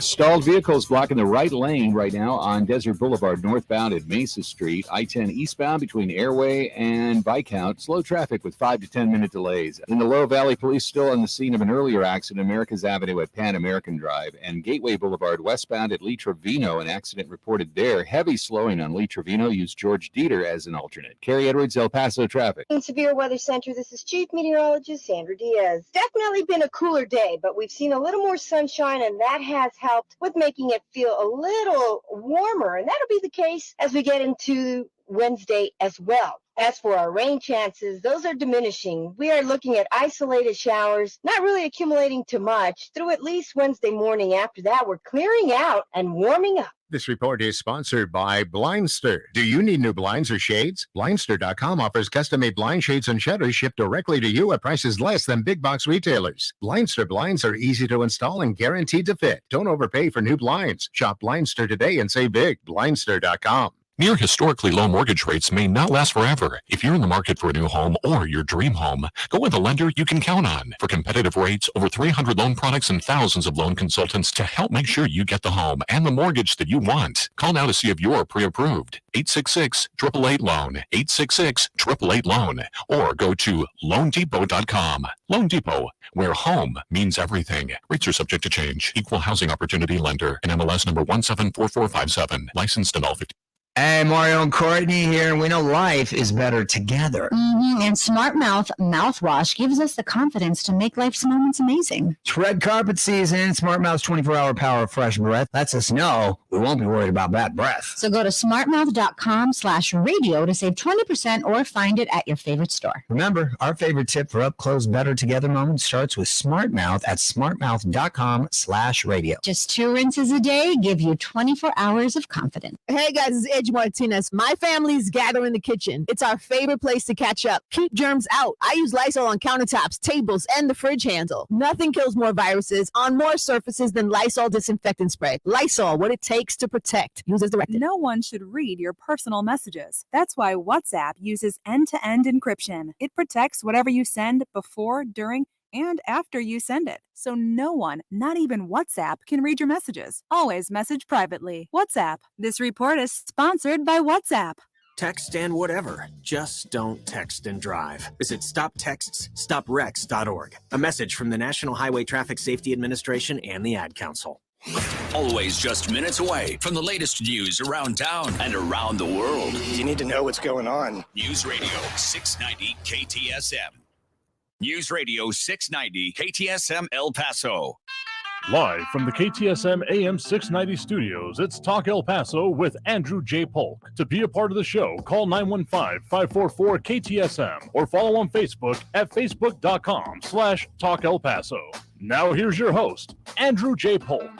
Thank you all so very much for joining us here for Talk El Paso, airing live on News Radio 690 KTSM. I'm your host, Andrew J. Polk. Lots of things we're talking about here today, including border security, kind of been skipping over a little bit, but the whole idea of in-country processing being put forth by, El Paso's congresswoman, alongside done by other members of Congress here in a letter to a DHS secretary. More on that, but also we got those calls going on, 915-544-5876. 915-544-KTSM is the number to call there if you want to chime in that way.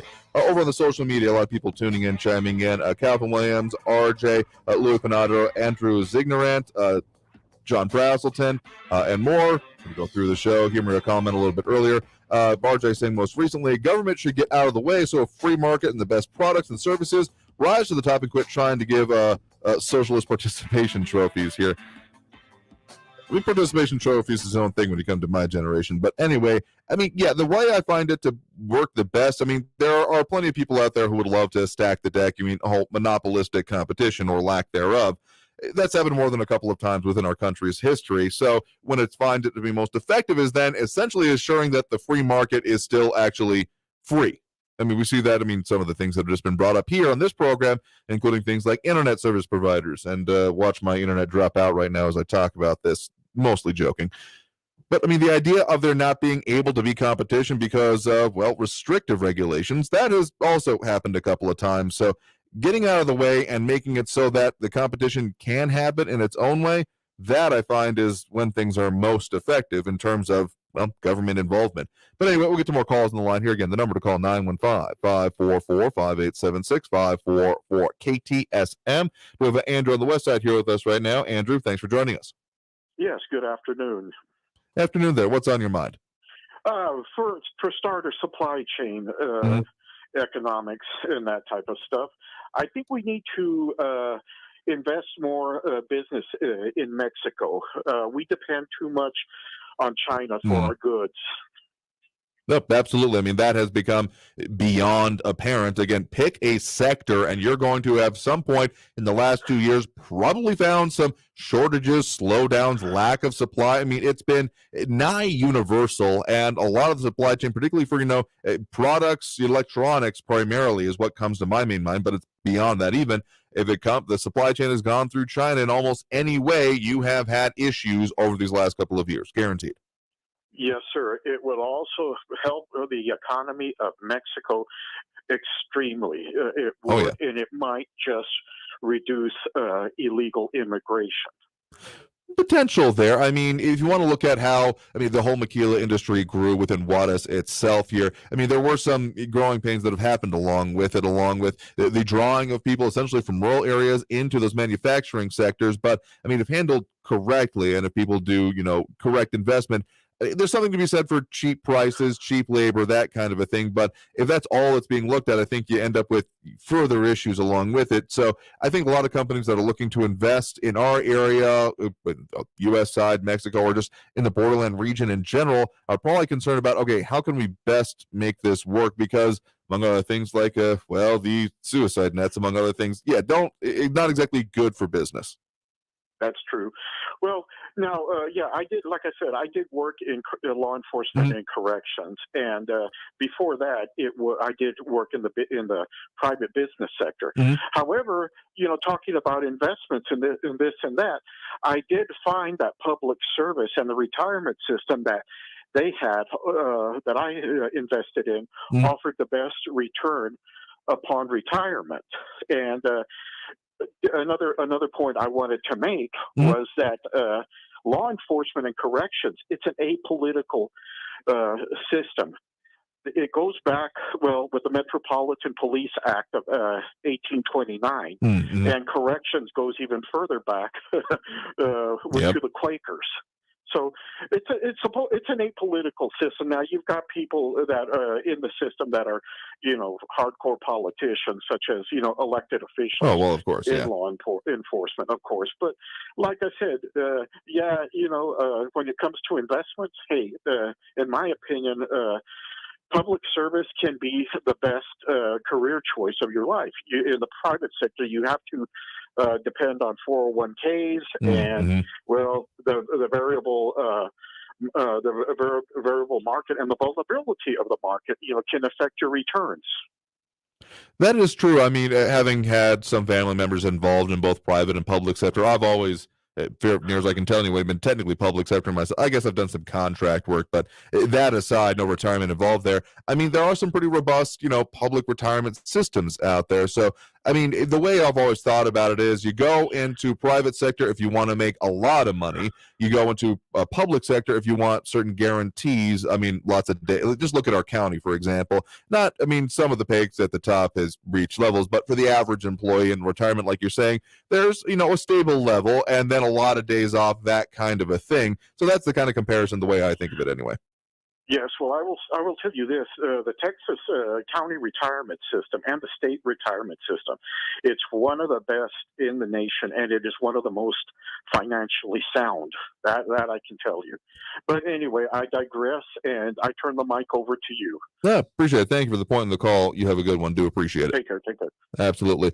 Getting to your financial decisions, just targeting back to that point from earlier, the idea of capitalism. I do think that there are some people out there who, there's an argument to be made about that. If you don't control capital, are you really a capitalist, or are you essentially a client of the capitalist? I think more people may fall into that second category than realize, but actually, Calvin Williams has a good point here to be made over on the comments here. Go to facebook.com/Talk El Paso. Government is to protect America from other nations and protect Americans from other Americans, not to protect an individual from themselves and not to protect a business from consumers. I think that the balance probably falls somewhere in between. We've seen quite a lot of shifting of the power balance between consumers, businesses, employees, and businesses, amongst other things. I come back a lot to the idea of the social contract as well, but that isn't even a universal concept on its own. It can vary between cultures, societies, countries even. So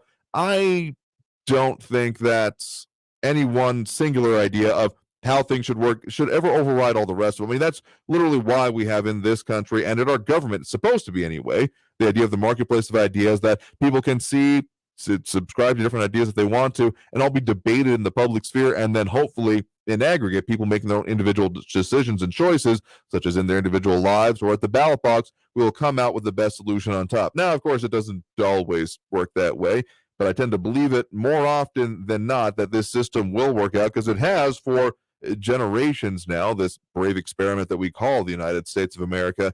And I tend to believe that even though we have had some serious crises in the past, and I mean serious ones, again, we literally had a civil war. That is not a trivial issue, even if it is a lot of in vogue political analysis comes out of it, of why it happened, why did it go about that way. We're looking at essential questions about how should life in this country be run that literally came to blows, brother against brother, a house divided, etc. So whenever anyone says that we are more divided than ever, there may be more coverage of the divisions that we have and more people making money off of professing that, to be perfectly honest with you.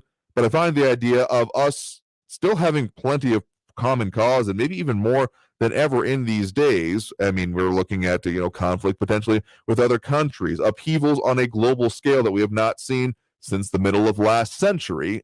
I think that there is more reason than ever for Americans to come together, even if there are those forces that are still literally profiting on the idea of pulling us apart. I find more people probably somewhere in between the extremes, even though the extremes in this country, as is around the world, tend to be the loudest. There's a specific effect about it on the internet that minority but very vocal communities can seem, just by the presence of how often the posts are made, seem to overwhelm the otherwise objective majority of opinion and of stance, but just that, they dominate these spaces kind of things can make it seem skewed, but it is, make no mistake, skewed, because people are still, I find myself more and more thinking, somewhere in between the extremes. Now, there are certainly people that have their points even on the extremes. That's why I try to look at all of the viewpoints here. I know that's not exactly palatable to everyone out there, but seriously, if you can stand it, hold your nose and find an opinion that you objectively disagree with once in a while, if you can, because at the very least, you can get an idea of what is being said out there and learn how better to respond to it. The whole idea of, I disagree with that and therefore it should not be able to be said, is an exact wrong. And I think that most people will find themselves opposed to that idea once they realize it's, oh no, it's not that these other people disagree with me and therefore I shouldn't hear about it, but the idea of it being applied overall, that no one should say something that would offend someone else, that's the death of discourse, that's the death of democracy, and that's probably the death of this country if it ever goes that far, and which is why, we'll keep doing what we do here anyway. So we are due coming up for that last break of the hour right now. Coming back, we'll get to those pound 250 calls, tell you what we got else coming up this week, and a whole lot more. So stay tuned for more Talk El Paso here on News Radio 690 KTSM. I am your host, Andrew J. Polk. We'll squeeze a call or two more if you want to. The number to call for that last segment, 915-544-5876, 544 KTSM. Back after this break with more Talk El Paso here on News Radio 690 KTSM.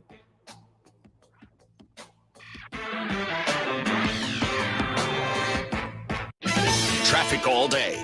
News Radio 690. A stalled vehicle is blocking the right lane right now on Desert Boulevard northbound at Mesa Street. I-10 eastbound between Airway and Viscount. Slow traffic with 5 to 10 minute delays. In the Low Valley, police still on the scene of an earlier accident, America's Avenue at Pan American Drive, and Gateway Boulevard westbound at Lee Trevino. An accident reported there. Heavy slowing on Lee Trevino. Use George Dieter as an alternate. Kerry Edwards, El Paso traffic. This report is sponsored by Blindster.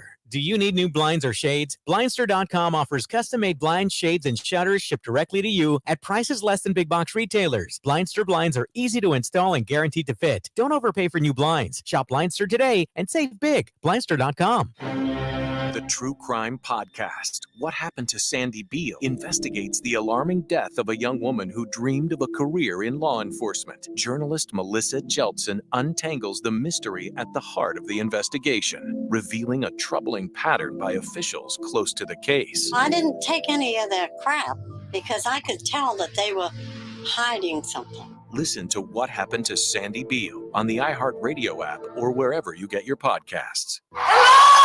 Hey, it's Tanya Rad. Sisney and I are hosting the 2022 iHeartRadio Music Awards Red Carpet Live, presented by the U.S. Department of Health and Human Services. I want to see everybody. Thanks to all the folks who have gotten vaccinated, because events like this one are safer and more enjoyable for all of us. Grab your friends and your family and live stream the Red Carpet Pre-Show March 22nd at 7, 6 Central on iHeartRadio's Facebook and YouTube channel. Thank you guys so much.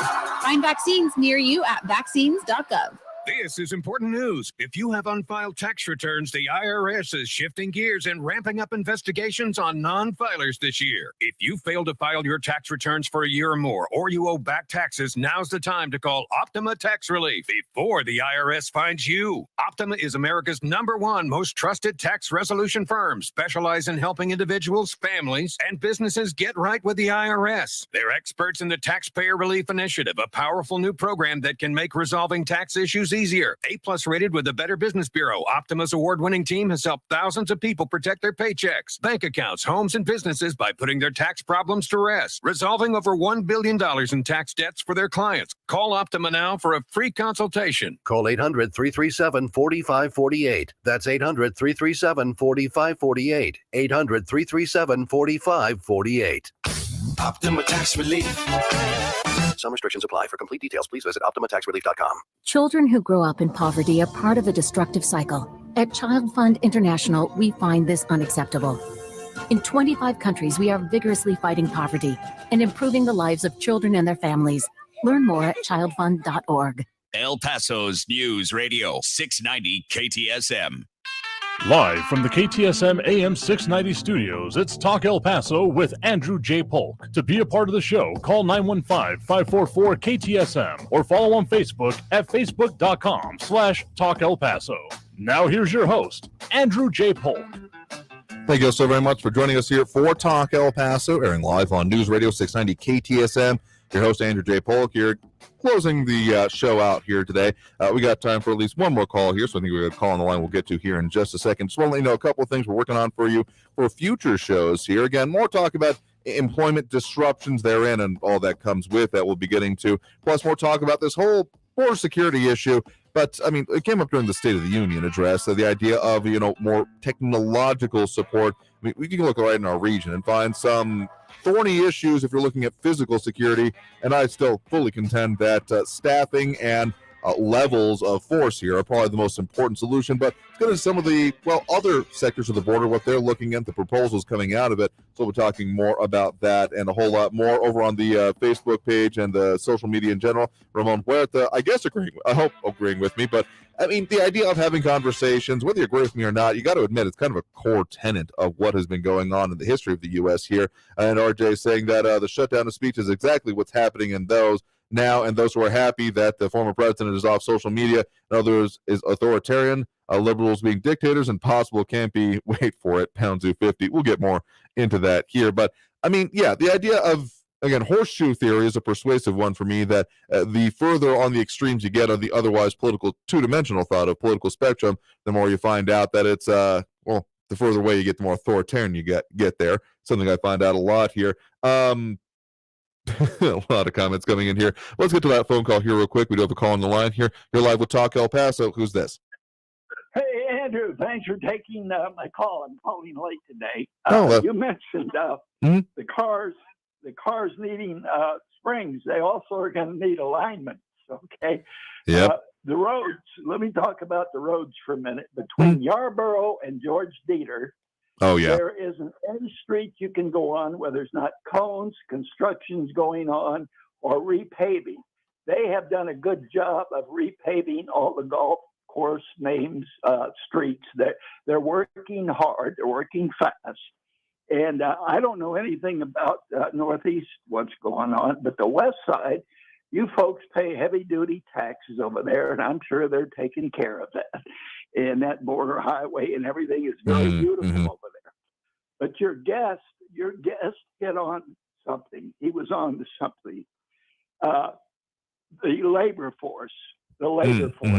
We actually have become a lazy nation. And I know people are going to get angry for me having said that. Let me give you an example.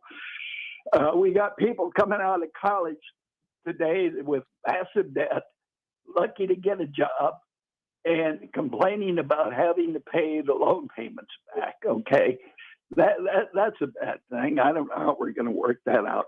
But what's wrong with becoming a framer or an electrician or a plumber or a bricklayer or a roofer, and also an auto mechanic? The days of the shade tree mechanics are over. You now got to become almost a auto technician, and it takes a lot of training. The road workers, if you went to the unemployment office and asked 10 people looking for jobs, if there are even 10 people there, to raise their hand if they want to go out and work on the road construction gangs and the folks out there building the highways. That is labor. That is work. People don't want to do that. Thank goodness for the folks that are out there. And every once in a while, when I can stop and congratulate a crew or talk to them, I do. Because it's a hard work, it's a labor job, and people don't want it. What I will say on that point, actually, is I got a chance a few years ago to go out to a, TxDOT was having their own issues, as all of these projects are coming up, of course, having a problem getting enough people to apply for the job. So they have actually been doing some grants to allow for essentially training academies. It's, I want to say, on the order of weeks to a couple of months here to get people like, backhoe certified, heavy machinery certified to do that kind of work here. So I do think that there is somewhat of a level of willingness to do that because, I mean, road work in El Paso in the summer, I can't imagine a more near hellish experience to imagine than that. But beyond that, there just wasn't a level of training enough here. And with all the projects going on, like you mentioned, Border Highway, the I-10 work that goes on, the access roads, and all of that, of course, leading up to the revamp of I-10 itself that's coming up here, there just were not enough people to fill all of those needed jobs. So willingness or not, training was an issue here. So I think that's why the technical education, but to connect that with your further issue, the idea of people doing some of the more, manual labor, as it is often called here. I would say that from the perspective of my generation, we were essentially told, if you don't go to college, you are worthless, you are lazy, and you are never going to earn any money here. And that is something that has to change in this country. I mean, the skills gap, it was brought up, the whole micro foundation, the dirty jobs here, the willingness of people to go out and do that thing is certainly, it's something that needs to be addressed. But the way I find it probably most needing to be addressed is just societally. How do we consider these jobs? I mean, the idea that someone who got a degree is therefore more intelligent than someone who got a technical certification is doing that kind of work doesn't bear out in reality, but it's still decently pervasive in my experience. Exactly, and things are going to have to change.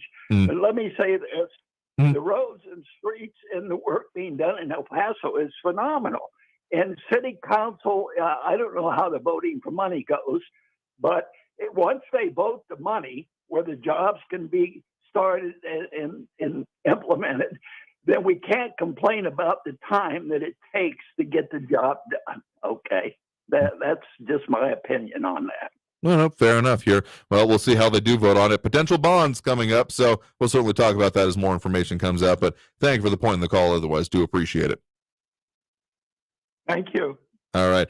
Okay, we got to squeeze in that last pound 250 call. Again, I took it a little bit later in the show than I intended to here, but if you're wanting to leave us a message in between programs here, the way to do that is by calling pound 250 on your phone. Dial it like it's a phone number because it'll ring like one. Just has to be the cell phone, pound 250, keyword Talk El Paso, and leave your own message, much like this. This is for Sarah Frankie. There's never, ever a bad day to not call you either directly or on pound 250. What I want to say is that stupid conservative kook nut job from South Carolina, Senator Lindsey Graham Cracker, who's going out there saying we need to assassinate Putin. No, that may be the case. Everybody wants him to get knocked out of the box. But you don't do that thing as a leader of the United States government and start throwing stuff out there like that. Because you got all these other whack jobs might say, hey, if the United States wants to knock off our leaders, hey, why don't we do that to them too? Why are these conservatives such morons? That's just unbelievable. I got plenty of issues with Lindsey Graham before and even after that kind of a statement, but I mean, it is the official policy of the United States that we do not support assassinations, even if Putin himself, well, he doesn't espouse the need for them, but the evidence speaks for itself on the amount of his just convenient political opponents who have ended up, glowing at night, is the way I'll say that here. And that cannot be the official policy of the United States here. And even espousing it does kind of almost support Putin in his own way, because saying, oh, look, they say it, we do it, we're just honest about it, really. Or at the very least, don't deny it the same way. At least we're not lying about it. The whole anti-cargo cult kind of mentality that comes out of, frankly, the entire modern Russian government is a whole nother show here, but we'll have to get to that further here because we are out of time here for this show. I want to thank everyone who did tune in, call in, comment. We'll get to more of these in future shows here. So again, if you've been along with us for this whole time, bless your heart, as another one of our hosts say. I've been your host, Andrew J. Polk. Stay safe out there. Look twice for motorcycles when out on the road, and have a great evening, all. We'll see you tomorrow, 4 to 6 p.m. right here on News Radio 690 KTSM. Have a good one.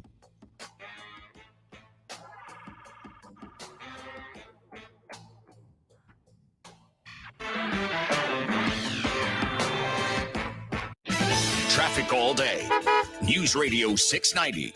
Watch for a crash on the I-10 westbound at Executive Center Boulevard. It's an injury accident with medical crew on scene. You can expect delays there. I-10 westbound at Mesa Street, an injury accident from earlier, still slowing traffic. I-10 eastbound at Lee Trevino Drive, a stalled vehicle blocking the right shoulder. Another stall that's now off to the right. Right lane is back open. On North Desert Boulevard, northbound at Mesa Street. Kerry Edwards, El Paso traffic. Hey, El Paso, this is Ivan Ochoa, General Manager from Sunland Park, Chrysler, Dodge, Jeep, Ram, Fiat. We've extended Ram truck months, and deals are even bigger and better with 0% interest, more for your trade, huge savings, and a huge selection of new and certified pre-owned vehicles with more arriving daily. Buy now and get huge savings during Ram Truck Month at Southern Park Chrysler, Dodge, Jeep, Ram, Fiat. Save thousands in interest with 0 APR for 72 months on the all-new 2022 Jeep Wagoneer, full-size SUV with third-row seating. 2022 Ram trucks with 0 APR for 72 months, 0 down, 0 payments for 90 days. Upside down on your trade? We want it. Even if you owe thousands more than it's worth, we've partnered with even more aggressive lenders with great rates and terms for good credit, or even if your credit is less than perfect. All military personnel and all first responders receive an additional discount. Thank you for your service. Southern Park Chrysler, Dodge, Jeep, Ram, Fiat. Where buying your truck is fun. At I-10 at Southern Park Drive or online at southernparkdodge.com. Estamos en tu esquina, El Paso, El Paso Strong. Excludes factory rebate and dealer discount plus DTNL. 0 APRs, $13.89 per thousand finance. On select vehicles with approved credit. Offers not combined. Portions of the following program were pre-recorded. Next Thursday, you will be caught in an extreme flash flood. Disasters don't plan ahead, but you can. Talk to your loved ones about making an emergency plan. Get started today at ready.gov/plan. Brought to you by FEMA and the Ad Council. News on the hour and the hat. Traffic and weather all day. News Radio 690 is KTSM AM El Paso, an iHeart radio station. NBC News Radio, I'm Brian Shook. The Pentagon says it appears Ukraine is taking a more offensive approach against Russian forces. Press Secretary John Kirby also noted that thousands of U.S. troops remain in Poland conducting training exercises with Polish troops. He said the troops are stationed there to show America's loyalty to NATO allies. I don't know what the future is going to look like. I can tell you that the Secretary wants to preserve his options to unilaterally be able to continue to bolster the eastern flank. French officials are not hopeful for a ceasefire in Ukraine. President Emmanuel Macron spoke with the leaders of Ukraine and Russia. A statement noted Macron will keep up his efforts on that front. Officials say Macron and Russian President Vladimir Putin spoke for an hour. The White House says it does not have enough money to provide Americans with a fourth COVID shot for free. Officials said there's enough money to get the fourth dose to those over the age of 65 for free, as well as the initial 2 doses for children under 5. Both Moderna and Pfizer have asked the FDA to authorize a second booster dose of their coronavirus vaccines. Helping victims of human trafficking is the goal of a new bill in Congress introduced by a bipartisan group of lawmakers. Cliff Albert has the details. The bill would require the posting of contact information for the free National Human Trafficking Hotline in all restrooms of all U.S. airplanes, airports, trains, train stations, buses, and bus stations. The hotline received more than 10,000 reports of human trafficking in 2020, involving more than 16,000 individual victims. But experts say human trafficking is often underreported. I'm Cliff Albert. A judge is assigning 2 additional lawyers to represent the parents of the accused Michigan school shooter. You're listening to the latest from NBC News Radio. The American Jewish Committee is supporting efforts to help refugees fleeing Ukraine. Bill Trefero spoke with one of the leaders in Warsaw, risking his life to save others. Sebastian Rejok is the director of the American Jewish Committee Central Europe. We spoke with him while he was in Poland, but he's been crossing into Ukraine and says almost every minute he's there, a Ukrainian person or a family comes up to you and asks, can you give me a lift? Well, they've been doing that in spades, raising more than $1.7 million to help refugees. Rejok says the stories compel him to help. And the family that I was traveling back to Warsaw with in the same minivan, they were 2 parents and 3 small children. They also have 3 grown-up sons fighting for their country. Jill Biden is planning to visit Memphis this week. The White House says the First Lady will be in town on Friday to tour St. Jude Children's Research Hospital. As part of the Biden administration's Cancer Moonshot initiative, she's also expected to make remarks on services that support pediatric cancer patients, their families, and their caregivers. The St. Peter's men's basketball team is gearing up for the Sweet 16 following their upsets in the NCAA tournament. Scott Pringle reports. St. Peter's is now in the national spotlight. It's located in Jersey City, where Mayor Stephen Fulop says the Peacock's big wins lately has brought tens of millions of dollars in notoriety to Jersey City. Yeah, we're going to do something special for him. If you think a parade is appropriate, we'll do a parade. I mean, we got to do something special for him. St. Peter's pulled off a huge upset, knocking off number 2 seed Kentucky and then 7 seed Murray State. The Peacocks will now take on the number 3 seed Purdue on Friday in Philadelphia. Panera is jumping into the chicken sandwich war. The bakery chain is rolling out 2 new seared, chef-crafted chicken sandwiches, including the signature take and the spicy take. The new line of chef sandwiches will be available at Panera Bread cafes nationwide starting March 30th. Brian Shook, NBC News Radio. Celebrate the music you love listening to all year. Plus, your favorite artists will take home iHeartRadio Music Awards. iHeartRadio! Don't miss our 2022 iHeartRadio Music Awards. Watch exclusively on Fox. Tonight at 7. Warner Brothers Pictures and J.K. Rowling invite you to return to the magic. Discover the secrets before Harry Potter in Fantastic Beasts: The Secrets of Dumbledore. This April, meet Dumbledore's first army and uncover the secrets that can save the world. April 15th, rated PG-13. New to Curiosity Stream. Animals with bulletproof skin, impenetrable scales, and poison-tipped spines? They may look strange,